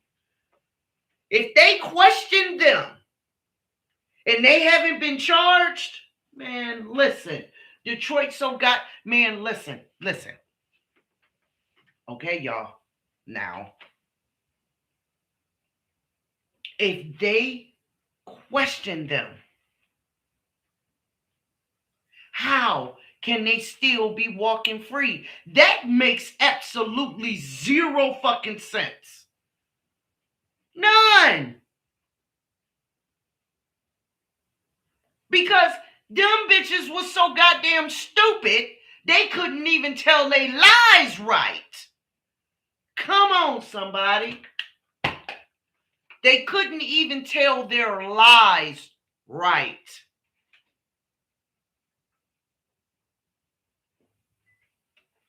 So they definitely would have gotten tripped up.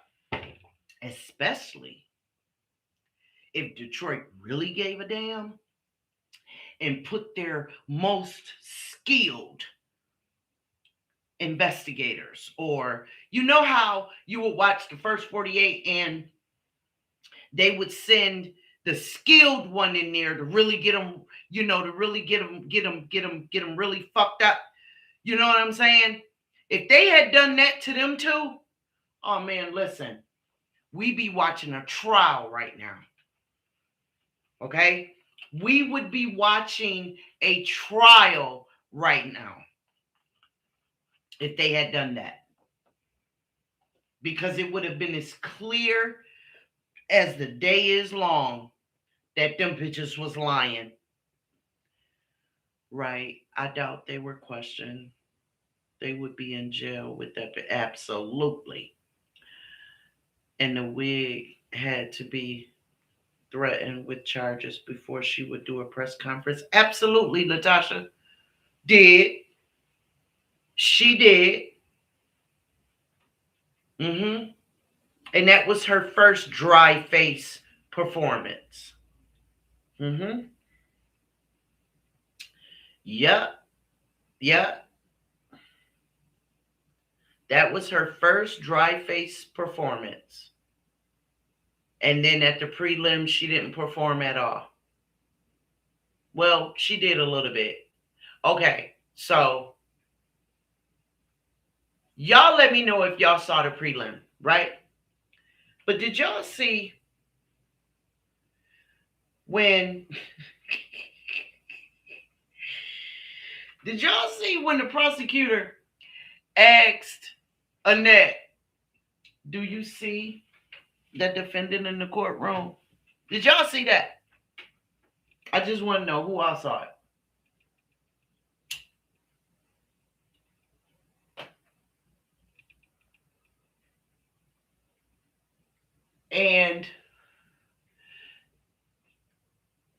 And when and the first time she looked up, she kind of looked out in the audience. And the prosecutor looked behind him like, what the fuck? Right? Right? Right? And so she's like, no, I don't see him. And he's like, well, do you wear glasses?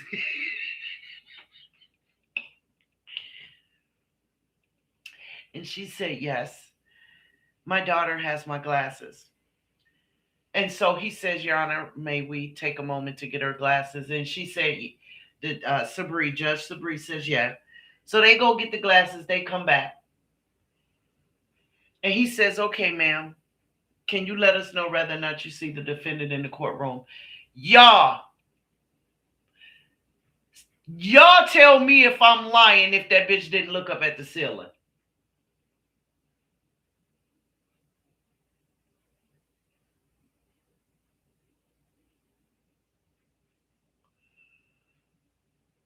Did she not look to her right past the judge? Did the judge not look to her right too? Like, what the fuck is she looking at?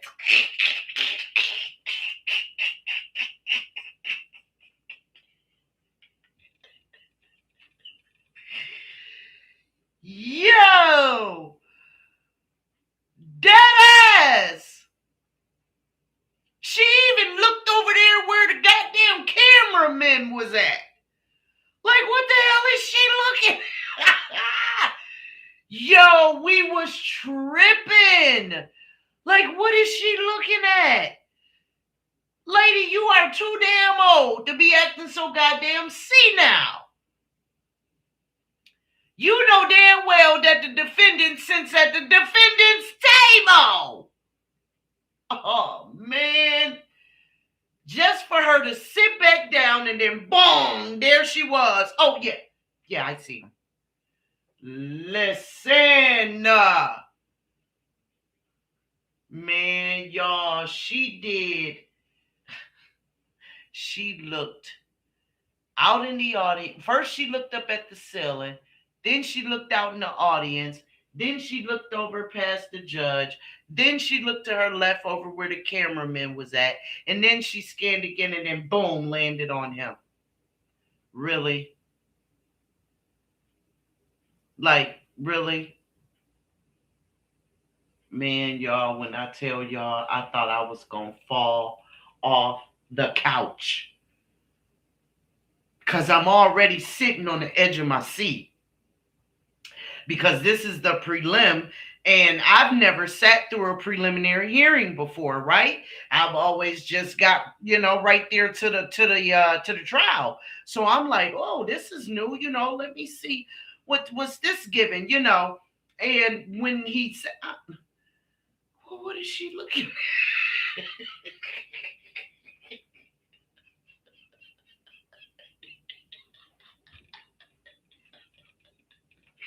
Yeah. Yo, I knew in that moment, oh yeah, this is about to be good.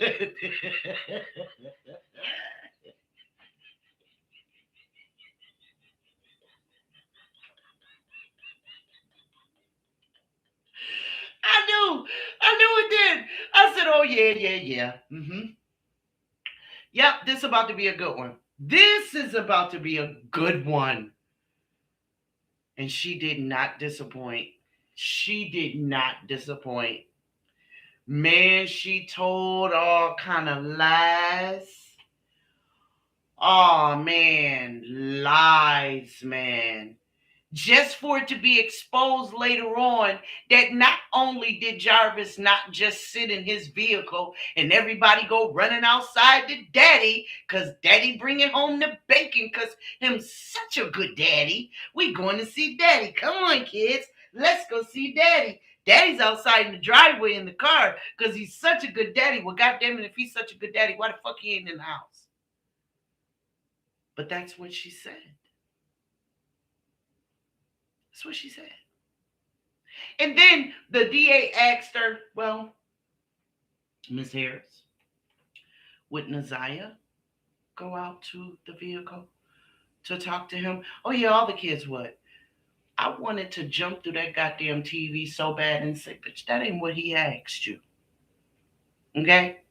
Now, you've been deflecting and you know, deterring the damn trajectory of the conversation all while you've been up here. Can you just answer a damn question with a yes or a no? Ho, that's all it requires. Yes or no. But no, she would say, oh yeah, all the kids would. Oh Lord, have mercy.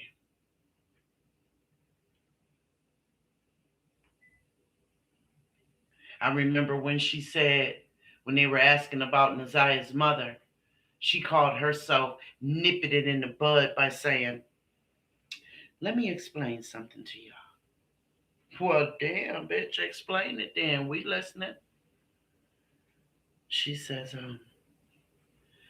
I don't deal with my daughter like that. Mm-mm. I don't deal with her like that. So, no, Naziah don't see her that often.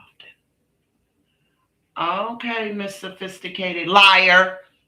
Okay. Thank you, Miss Sophisticated Liar. Because then they come right back and they say, well, when did you go and report Naziah missing? Oh, well, let me see. Yeah, the next day. And did you go alone? No. Who went with you? My daughter. Which daughter was that? Kenyatta. Oh, okay. I wish they had to say it right then and there. Isn't that the same daughter you just said you didn't mess with like that? Right then, Ed. Right then and there, perjuring the fuck out of herself on that damn stand, right? Exactly. I thought it was just me, but you was picking up that I hadn't even put it down yet. Yes, ma'am. Right then and there.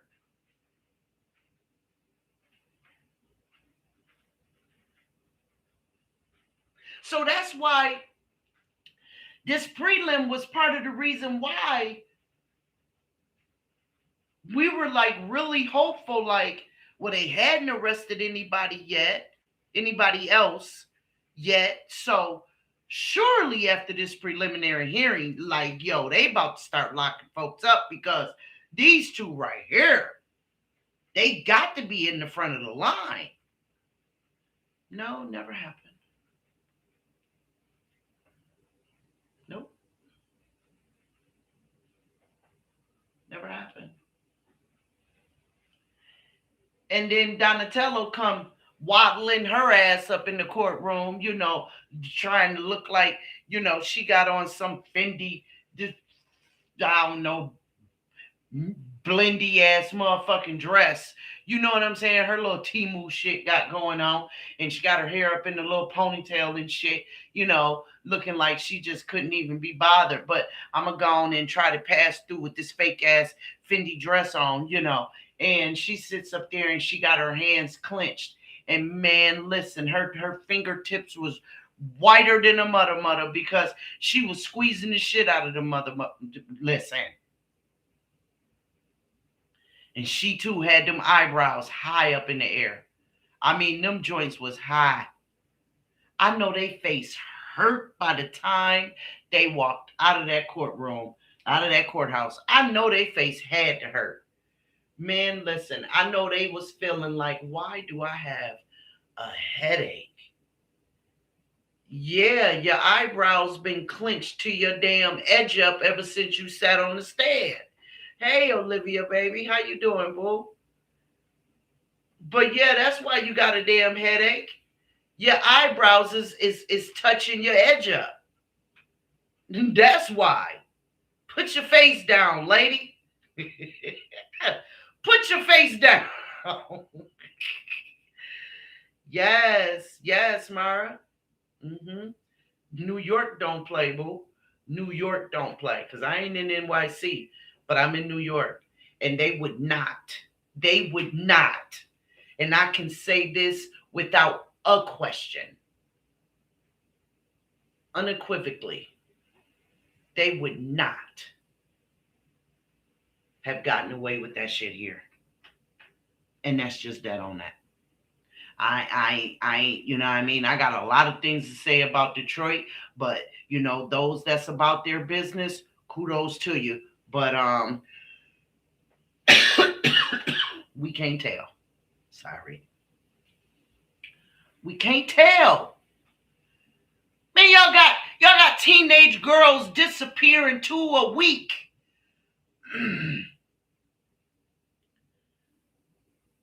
A week, at least 2.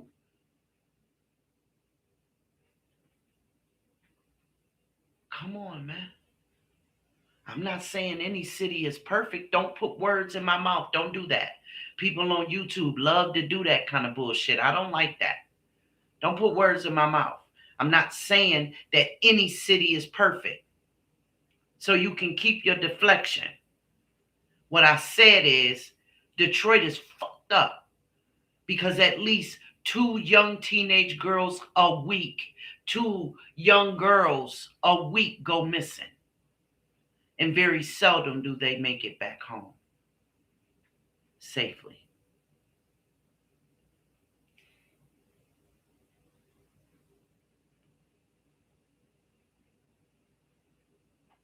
You tell me it was this one girl was on Facebook.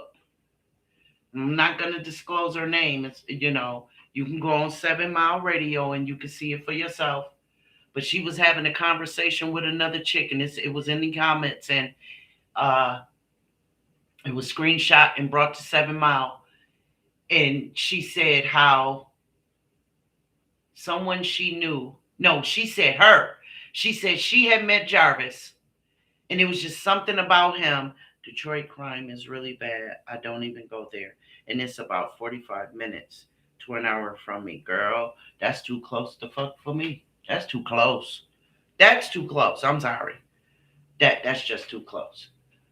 Um, and so the girl says she had met Jarvis, but they didn't hit it off. They just didn't hit it off. And as soon as I can play for you guys, or if you guys see it somewhere else, I am certainly not the gatekeeper of this story.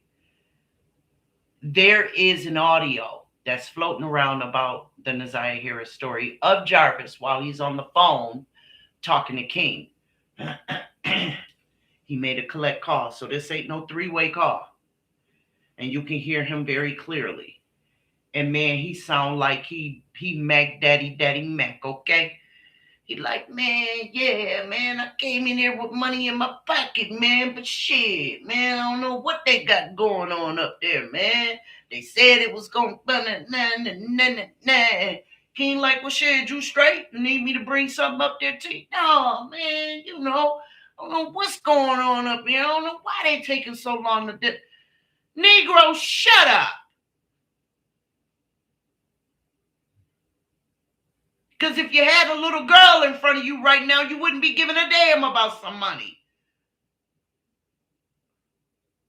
But he on the phone trying to act like he Mac Daddy, though. So this chick said that she met him and she just wasn't really feeling him. And so the other girl told her, well, girl, listen, you dodged a bullet with that one. You really did. You were really, really lucky. You dodged it with that one because she either said she heard.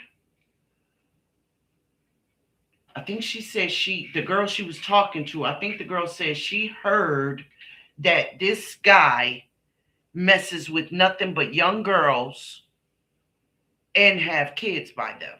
And she's talking about underage girls. And so they're going on and on with their conversation in the comments.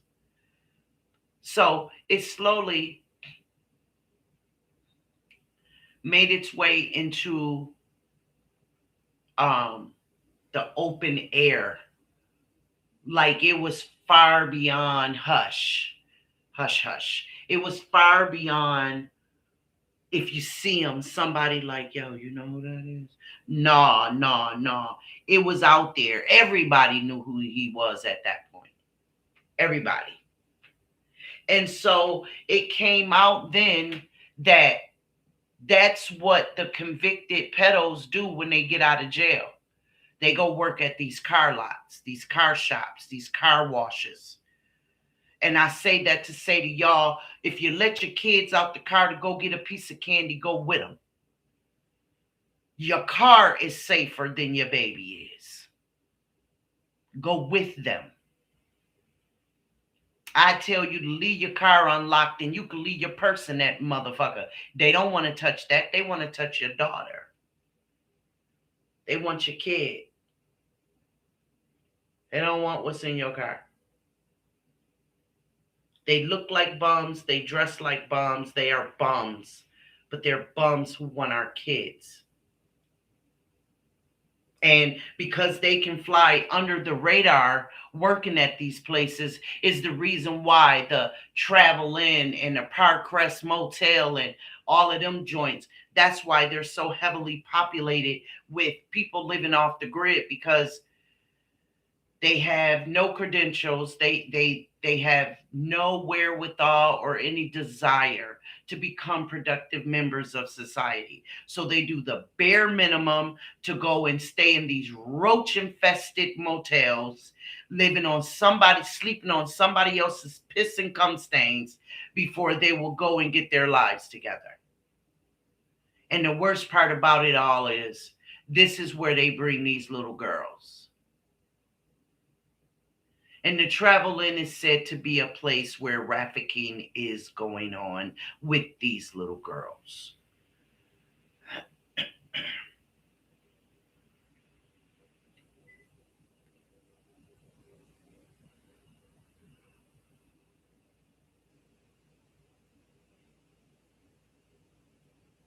We were looking for it to go to trial because, like I told you guys before, their phones were pinging off of the same towers.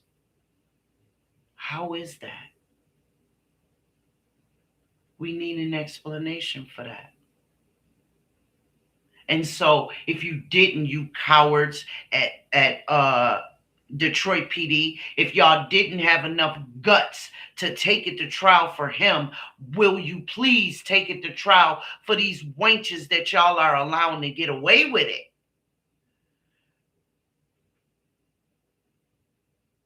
So scary. You have to talk to your babies and protect them from people like them.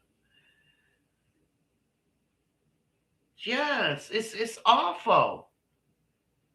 And the boogeyman, man, listen, that shit so played out. The boogeyman, that's some ancient ass shit. Like, yeah, no. Mm-mm. No. The boogeyman ain't the boogeyman. Just not. The boogeyman is Uncle so-and-so that's married to Auntie whoever that y'all see dancing and having a good time in the middle of the floor. Okay? That's who the boogeyman is. It's Grandpa who tell you to come sit on his lap, give him a big kiss. That's who the boogeyman is. Your brother's friend that you keep seeing give you that strange look.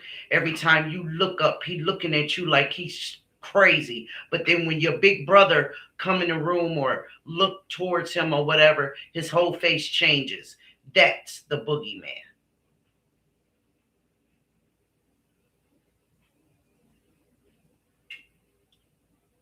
Your sister's husband who want to act like he don't really fuck with kids and don't really want to be bothered. Yeah, that's a front.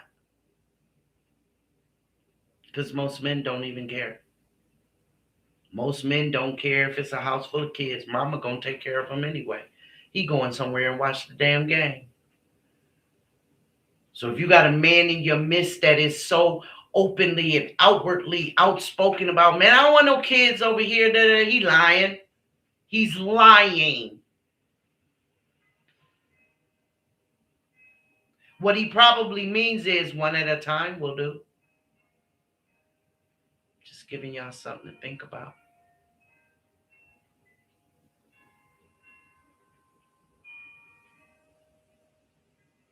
Just giving you something to think about.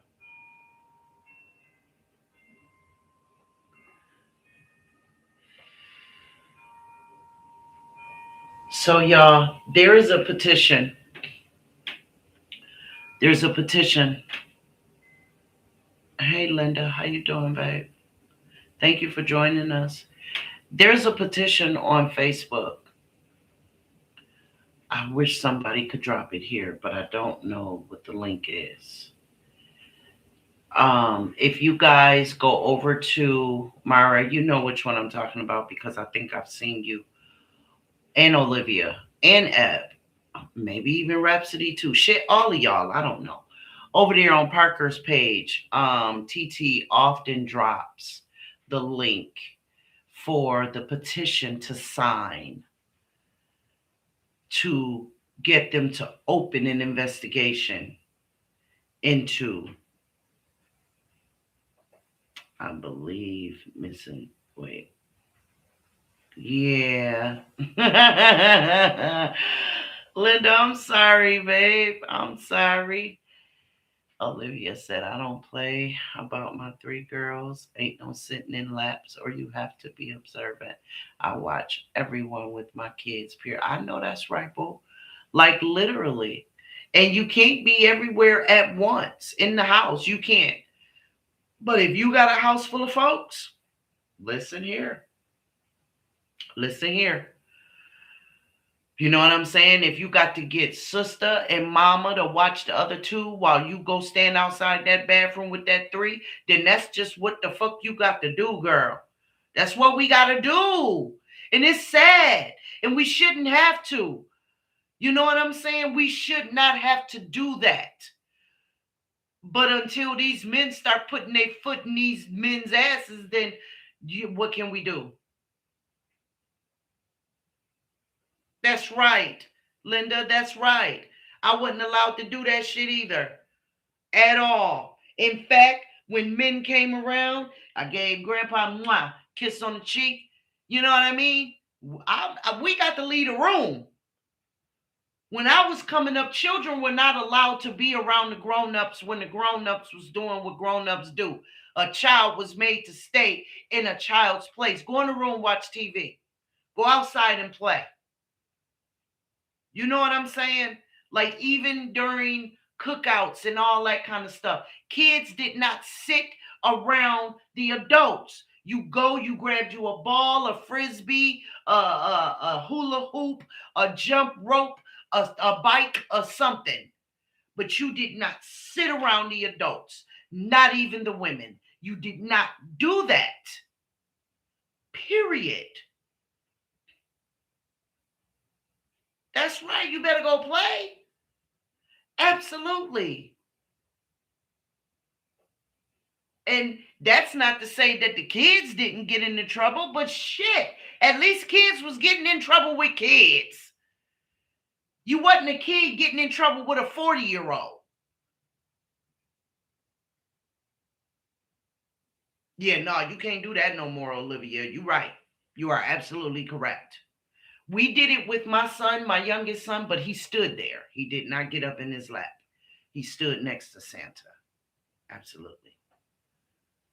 That's right. Get your hot dog and go. You doggone right. And when we have cookouts at my house in the backyard, some people I showed my yard, and I have these real high bushes that creates, it's the garage on one side, the fence on the other side between me and my neighbor, my house, and then it's these high bushes, which creates a square. Well, within that square is where the adults sit because they smoking their weed, they drinking their beer, they drinking their wine. You know what I mean? All that kind of stuff. We cussing, telling lies, all that kind of stuff. But the children have all the rest of my yard on either side of the house, in front of the house, whatever, bounce houses, all that kind of stuff we have up. But they have all of that to enjoy. The children are not allowed to be in the square where the adults are at all. At all. And my son, Doobie, he's a sugar bear. So he ain't letting nobody get near them kids, no way. So he's with the kids because he's a kid. But yeah, that's just how the setup is. Speaking of Doobie, hi Doobie. Hey, Mom. You have a good day? Yeah. Guess what? What? Today is Friday. It sure is. We do that every Friday, y'all. So yeah, I mean, we've got to be extra vigilant these days, and it's a shame, but we can do it though, y'all. We can do it. We can protect our children and still provide them with a childhood. We don't have to turn them into robots and make their lives, mechanical. We don't have to do that, you know. Santa Claus live in my house. White man done got too much credit. They know Xmas is all about being graceful, and Jesus is the reason for the season. I understand that, Lisa. These days you have babies having babies and they can care less. I know. But we can't let that be the standard, y'all. We can't. And as long as I have breath in my body, I am going to profess that old school was always the best school. Be on the porch before the street light come on. Take baths before you go to bed. Don't put all day in your bed. That's how your room starts stinking. You know what I mean? Wash your hair once a week. Depending on what you done did that week. If you had swimming at school or whatever, of course you got to wash that. You know, just stuff. You know what I mean? You don't sit around adults, and you damn sure keep your volume down in the house, and you don't run in and out of my house. And you better not let that screen door slam behind you. Y'all remember that? Y'all remember that? I hear that goddamn screen door one more time. Y'all done heard that before.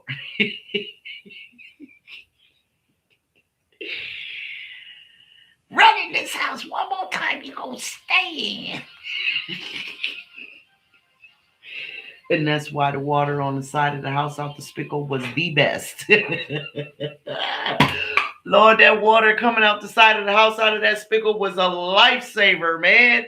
It extended our summer times, man. It did. That water was cold and it was good. And it kept us outside.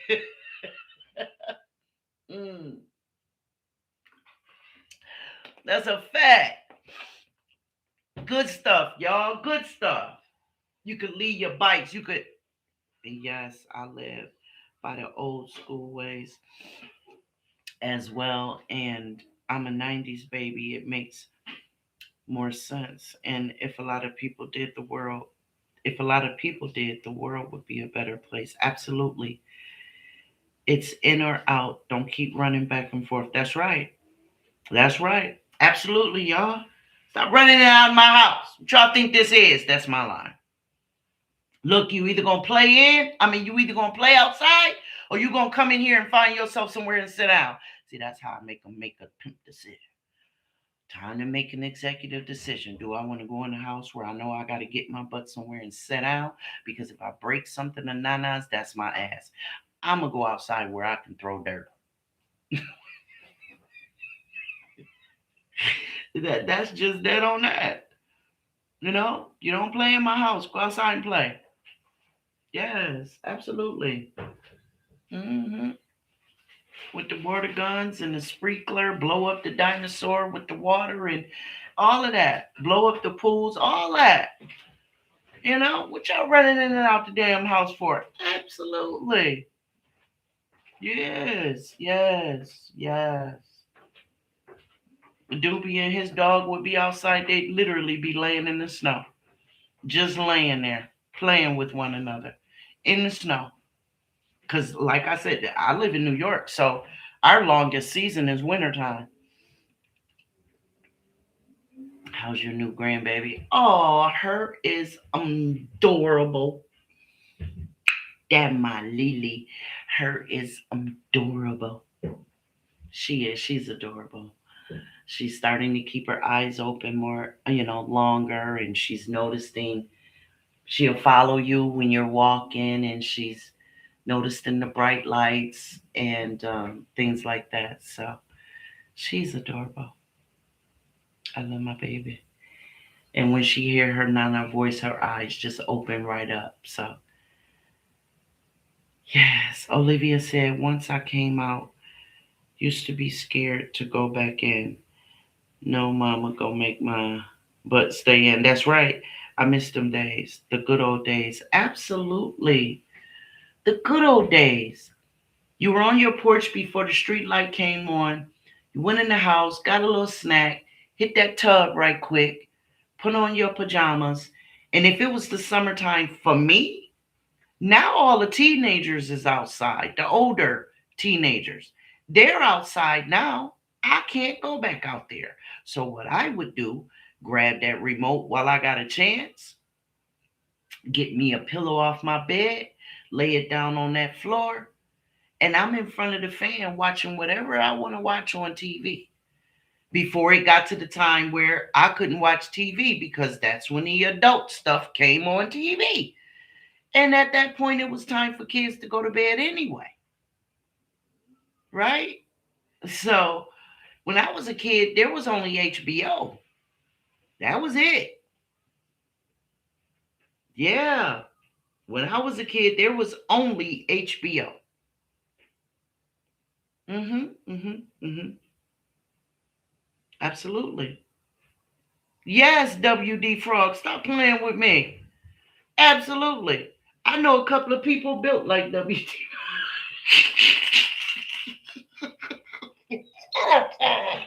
Okay, I'm gonna shut up. Just say. Okay, I'm sorry. That was bad.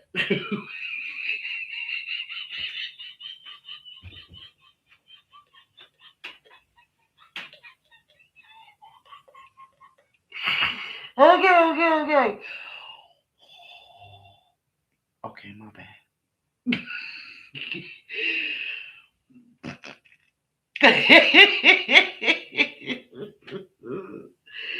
No, I don't know what happened on y'all's TV at 11 o'clock, but on my TV, it said it's 11 o'clock. Do you know where your children are? Man, that shit used to scare the shit out of me. That used to scare me. Like I would try to be in the bed and away from the TV so that I wouldn't have to hear that. Because when I was a kid, we had the floor model TV, floor model color in the living room, and my aunt had her color TV on her dresser in her bedroom. Me and her son, we didn't have a TV in our room. We just didn't. We had the boom box. He had a boom box. I had a tape recorder. I had a typewriter, and I had the. Y'all remember the headphones that had the radio in them? They looked like headphones, but they had a radio in them. I had that, and he had the boom box. So that's all the entertainment that we had in our room. We didn't have TVs in every room like we do these days. And so I would try to be away from the living room in my room with the door closed before I would hear it's 11 o'clock. Do you know where your children are? Because that shit sound and then dun dun dun dun dun dun dun dun dun dun, and that shit was so loud. Man, that shit scared a little 8-year old. Man, I ain't want to be nowhere near the TV when that shit came on. I just felt like all kind of spooky shit was about to happen. No, no, no, no, no. So I don't know what 11 o'clock sounds like for you. Look, I'm just saying. I'm just saying. those commercials with your brain on drugs with the eggs for okay, like that ass. Like, what are y'all trying to do to us? Are y'all trying to traumatize us? Because it's working. Like, for real. Right? So, man, man, listen. Mm-mm. Mm-mm. No, no, no, no, no.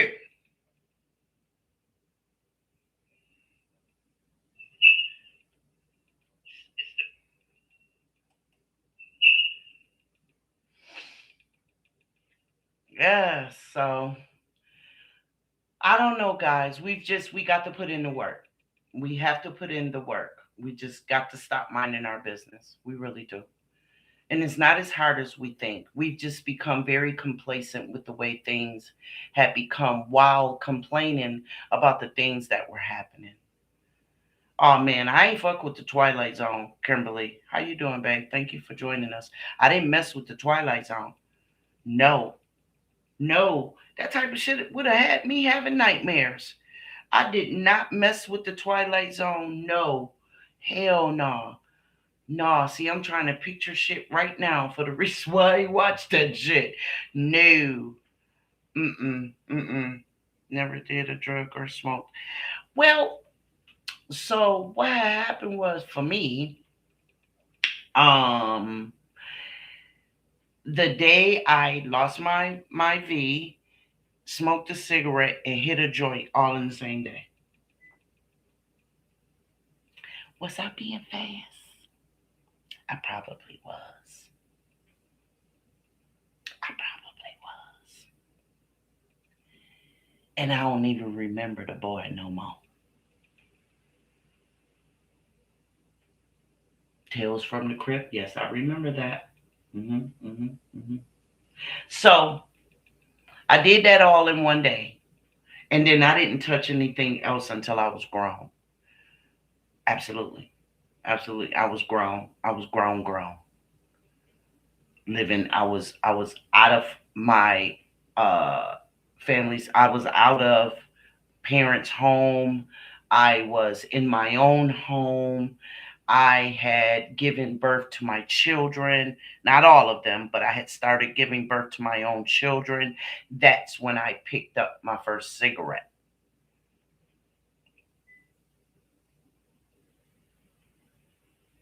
No, I didn't. I don't remember that boy at all.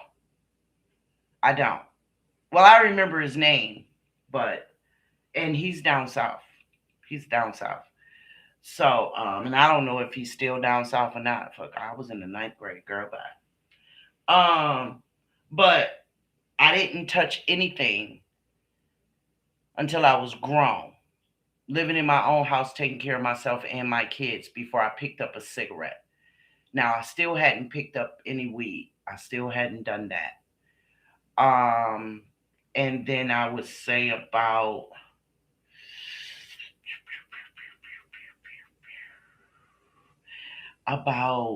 ooh 5 years, maybe 10. No, maybe 15 years after being on my own, I started smoking weed. hmm Yeah, I started smoking weed, and that was the Dutch Master days. Yeah, it's the 90s. Yeah, that's when I started smoking weed, and I was drinking Tanqueray and cranberry juice. Uh huh.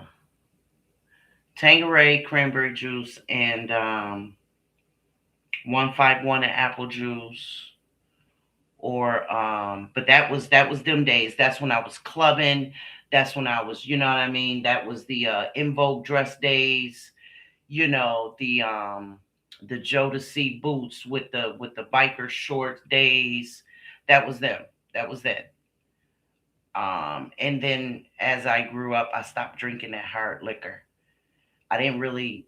I mean, it was good because I would put so much cranberry juice or apple juice, depending on what I was drinking in it, that I didn't taste the liquor no damn way.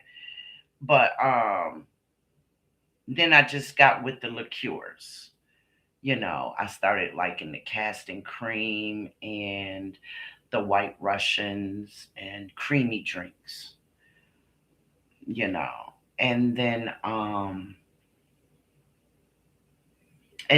I stopped clubbing. That's when I stopped clubbing because that's when it started getting dangerous. That's when the drive-bys and all that kind of stuff started happening. So I stopped clubbing. And we just started having card parties and stuff like that at the house. And that became a lot more fun. Um, and I saved a lot of money because then I didn't have to pay for a babysitter and all that kind of stuff. And then that stopped. You just do stuff in stages. You know what I'm saying? And my babies didn't go to a babysitter. The babysitter came to my house.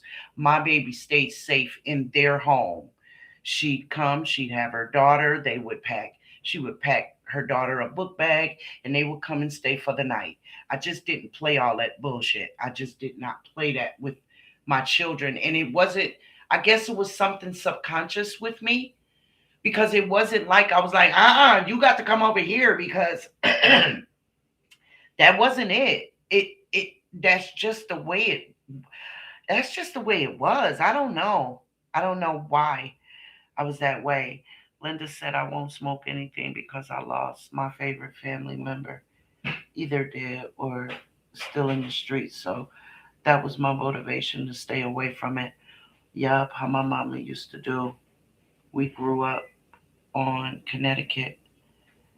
You mean in Connecticut, babe? So sorry for your loss. Absolutely, babe. I hope you find them safely. I do. I hope you find them safely. Yeah, so, as I got older or as I matured or as the times changed, you know what I'm saying? Because unfortunately, yeah, in Connecticut, I thought so. Well, as the times change or as the streets changed, because every time something would happen to this place it would get closed down. Every time every time if something happened to somebody over here, that place got closed down. And so sooner or later we ain't nowhere to go, you know and so they are renaming this place and it'll open back up. And then before you know it, maybe a month later, another place has opened back up as something else. And I just got tired of that. I got tired of that because the element wasn't going anywhere. You know what I'm saying? The only thing that was disappearing was the people who were getting hurt. But the element that was causing this wasn't going anywhere. And now they're older and now they're able to get into the places that the age restrictions would prevent them from getting into. And now that wasn't a problem no more. And so as they were coming in droves, we were leaving. And then it just got to a point where I stopped going altogether. Like, man, forget this. I ain't spent all this time on my hair and getting pretty, and I got on this pretty ass In Vogue dress with this blazer on with my heels just for y'all to, you know what I'm saying? Be having me running and slipping and sliding on the floor, and now I stink because I done fell on the floor and rolled around in somebody's hundreds of drinks that's done got spilled on. Man, shit. No, I was not doing that to myself. No, hell no, no, mm-mm. It's crazy. It really is. The world is crazy, but they need us, y'all. The babies need us. My son's birthday is coming up, and he wants to go hang out at the mall.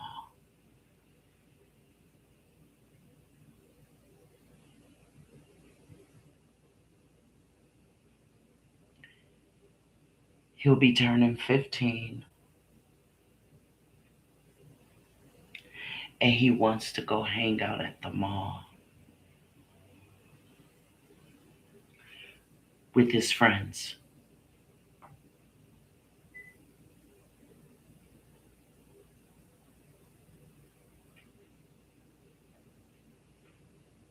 I got a problem.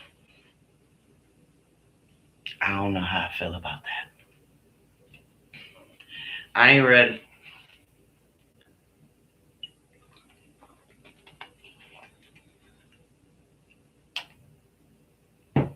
Yeah, yeah, that's you know what, but I'm not going. His father's gonna take him. Yep, yep. His father's gonna take him, and his father is just going to stay in the background and just, try to be as inconspicuous as possible. This is a safe place and we don't mind our business over here. I know that's right in a good way. That's right. This is a safe place. Yeah, yeah, no, I'm not gonna go. His father's gonna take him and he's just gonna hang back and give him his space and, just pay attention to what's going on around him so that he don't have to, you know. My son don't hang out. He just, and I've gotten so comfortable with that. It's safe, but I understand he's getting older. And so, times are gonna come where he wants to do stuff that he don't ordinarily want to do. So I gotta get with it. No, I'm gonna let his father grow them gray hairs.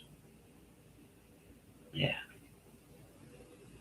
I'm gonna let his father grow them gray hairs, absolutely.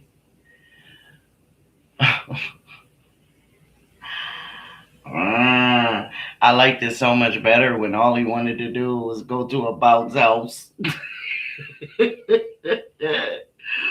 Or we could rent the biggest bounce house and put it outside of our house and just let them just the kids come over and just have fun. Or go buy a power wheel and just let them ride that joint up and down the street. Oh God. Yeah. Those times are gone. Absolutely. I don't know. Hey, listen, I'm not gonna worry myself with it. I mean, I'm worried, but I ain't gotta go. Mm-mm, I don't. And see, I don't do good with a lot of people. I don't. Sean, my last two are 15 and 17. I am scared to death too. My boys don't hang out either. But I know eventually they are going to have to grow and go. Yeah, yeah, absolutely. Absolutely. The only good thing that um God has put in my grace is he don't look like he's 15. Sean B, don't remind me because my 12-year-old and I didn't even want him to go to school, to the school dance. Girl, listen, Doobie will be a junior next school year. We got homeschool. I mean, what is it called? Homecoming. We got the junior prom. Hmm. Yeah. So,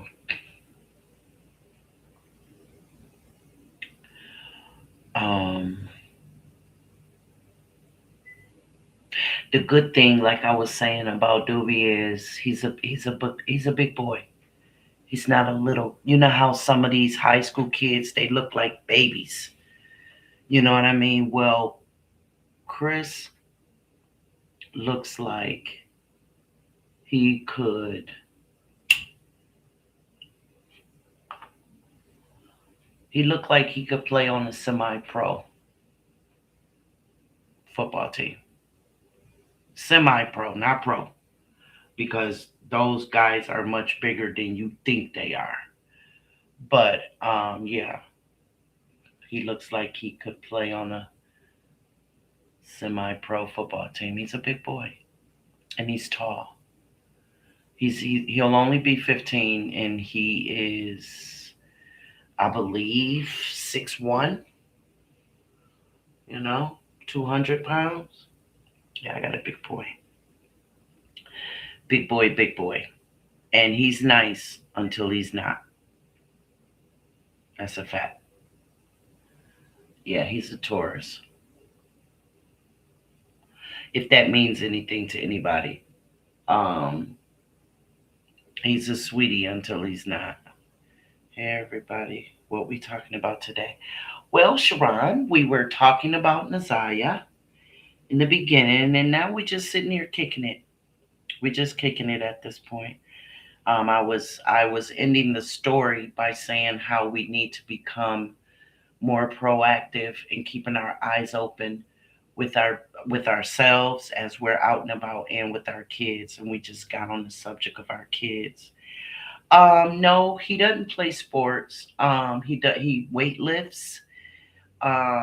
He'll play sports in gym, of course, in PE, but not as an extracurricular activity. Mm-mm. He likes to swim, lift weights, and he's a tech kid. He likes technology. Yep, yep. He's a Taurus. Um, especially for our young black boys and men. Go play some basketball with that height. Yeah, but he's a big boy though. He's too big for basketball. They've already told him that. Now once now he's not grown. Excuse me, he's not grown, so it's very likely that he could shed that. So, crap happening at the movie theater, grocery store, park, etc. Absolutely, Eb. Absolutely. I'm worried about the police officer more than anything. They supposed to be protecting our babies. He want to be the army, and I don't agree. But it's because they do care about our son. Okay. Well, you know what, Linda? All you could do is show him the good and the bad. That's what I would do. I would sit him down and I would show him the good and the bad. Show him what can possibly happen to him mentally. Show him what could happen to him physically and how some of them turn out when they come home. All of them don't have it together. You know what I mean? And then some make a career out of it. Some make a lifelong career out of it. That's where they meet their wives or their husbands and they start their families, and they have army brats where they live all over the world, and that's their life. You know what I mean? But there's an ugly side to it too, you know. So they'll try to, sell them with, we'll pay for you to go to college, and we'll help you buy your first home, and you're open to all of this credit and all of this da da da and the and they throw it on real thick, never talking about the downside of it, the ugly part that they see, that they put our young on the front line while the vets fall further and further back. That makes no sense to me at all. Why would you put the ones with no experience on the front end of anything? You put the ones who's been there, done that, know what the hell they doing, know what it smell like, look like from a mile away. That's who you put on the front end, you dumbasses. But they don't work it like that.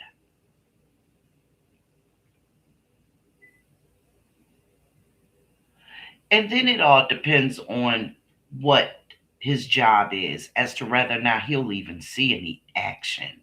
And I only say that because we're in war times right now. It's the only reason why I'm saying that.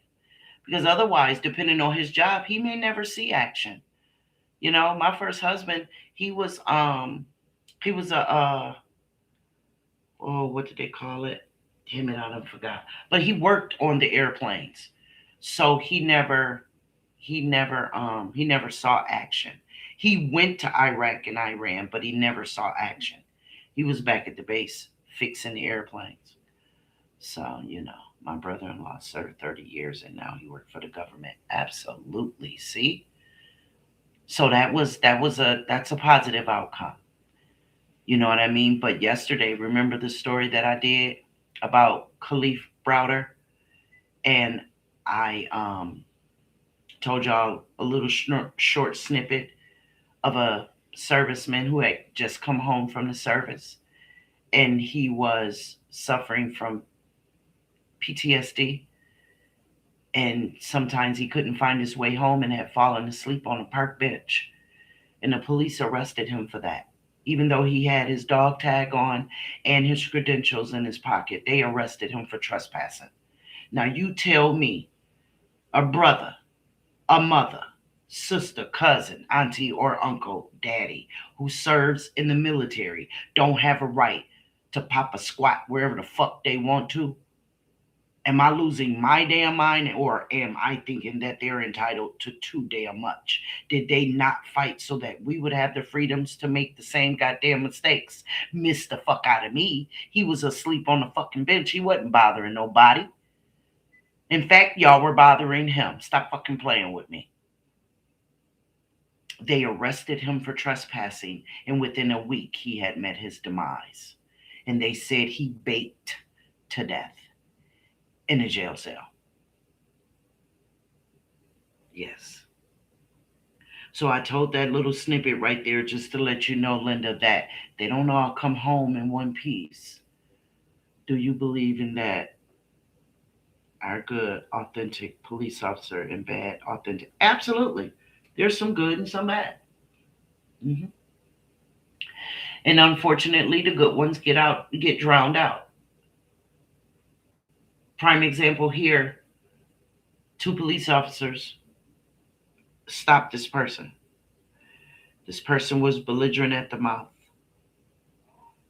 The white guy cop, he starts beating on the boy, beating him profusely.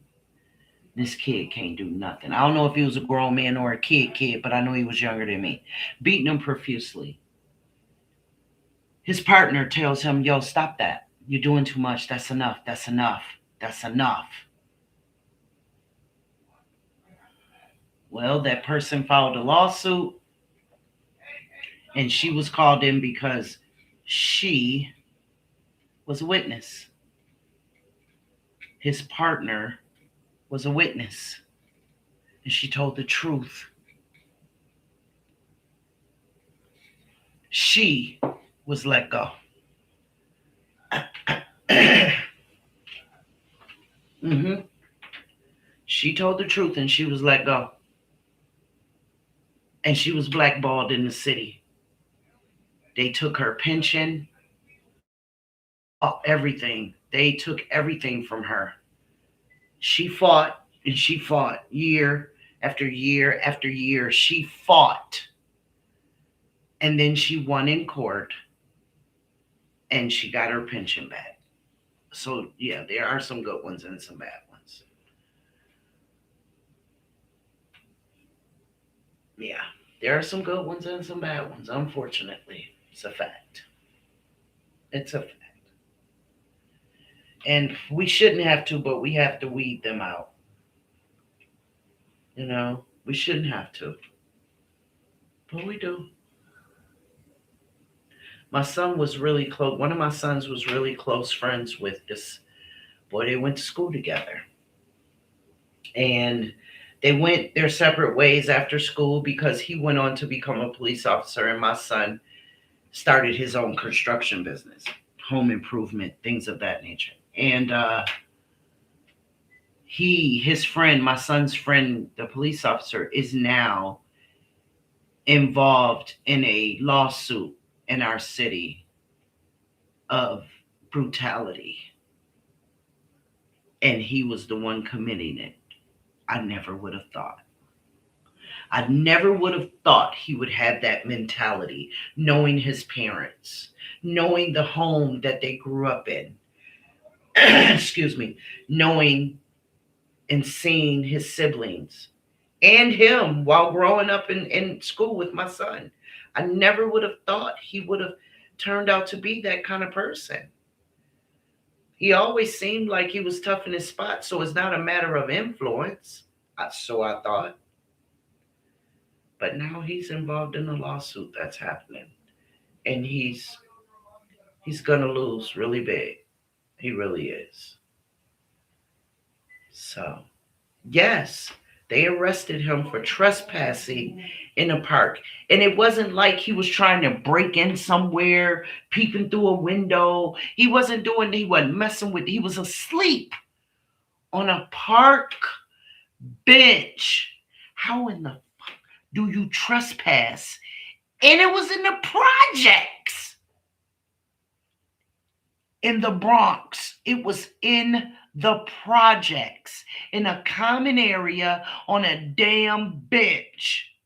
He was asleep and they arrested him. And if that's not the worst part about it, his mother didn't find out that he was even gone, like had met his demise for a month. She did not find out until a month later. Yeah, a month later. And they had already cremated him and was about to put him in the city's pauper grave. But right before they do that, they reach out one more time to see if they can find a family member to collect their loved one.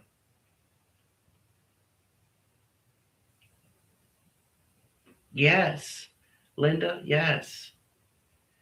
And she answered and she's like, wait, what? Yeah. And she had to go down and she, like she said, I don't even know if I got my son. Hell, they waited a month. What did they really give me? That's really, really sad. It really is. It's really sad. But all we can do is educate and motivate. That's really all we can do. Educate them on everything and then motivate them to do the best that they can with everything that they've got. And practice makes permanent. And the sooner they start doing their best, the better off at it they'll be. They won't have to adapt to giving it all that they've got. Yeah. So there's a lot more to the Naziah Harris story, but I just can't give it all in one day, in one live. There's a lot. So if you guys come upon something that you see and you don't quite understand, just bring it up to me and we'll discuss it just like we're doing here on some, footnote kind of thing. It's no problem. Clearly, I don't mind discussing it. I want everybody to know, but like I was saying, if y'all could go over to Miss Parker,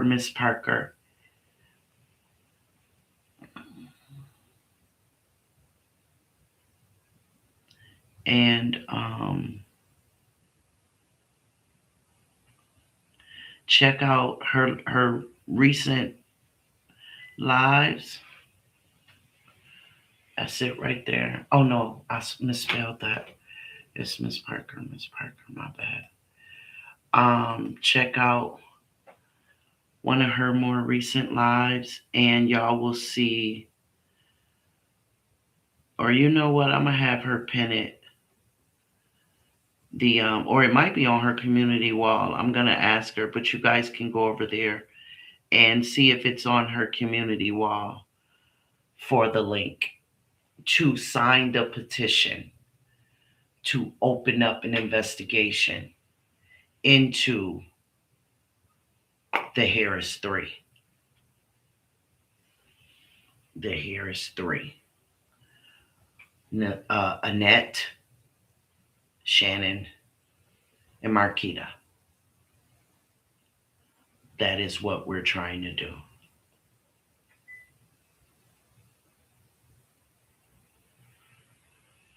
Yes, absolutely.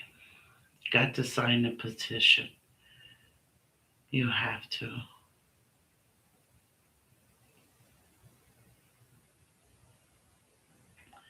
It's like we can't get a break. It doesn't matter if you trying to teach right now, wrong.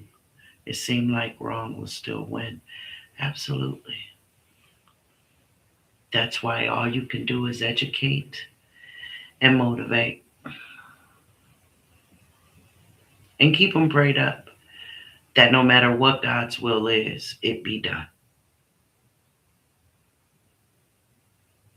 That's it.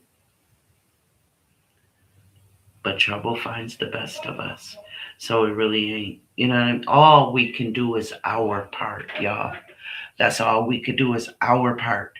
Just don't be one of those parents that know y'all are doing the bare minimum. And then as soon as something happens, you want to go screaming that, little Bing Bing was the best child of all time. He was a good kid, never bothered nobody. And you know damn well he got 5 guns up under his bed. You know what I'm saying? So, just do the best that you can. And we got to lead the rest to God, unfortunately. That's really all we can do. But I run my house old school. You know what I'm saying? The only thing that's not old school is that technology in my son's room. And when he get too damn loud, I have to go on and, you know, make him be quiet. But he's a good kid, so for the most part, he gets to do what he wants to do because all he want to do is play his game. And be on his phone and come down and grab a handful of cookies and some juice and go on back to his little dungeon and play his games. So, till it's time to go to the barbershop or go to the mall or something like that. So, and I hope the same for you guys. I look forward to the days where our children are good kids and we can be proud of them and everybody can be happy that there's a good story being told. All the hate has got to end. You got women hating on women, and you got men hating on men, and you got DL over here, and just all diabolical, wicked, dark shit over there, and it's just crazy. That's why I stay in my square, man. I stay in my square where it's safe. Yeah. So, y'all, I'm going to get up off of here. Like I always say, I thank you guys so much for your support and your time. We kicked it this afternoon, y'all. Y'all check out the stories. Check out what y'all want me to look up. And I got you. Okay? I don't know what this restriction is that I have on my Streamline, but I'm going to find out, StreamYard, and I'm going to find out what it is so I can get it taken care of so we can go live and you guys can come up on the panel and talk with me instead of at me. Guys, I appreciate you so much. I really do. I appreciate y'all. And I love you after that. Be safe.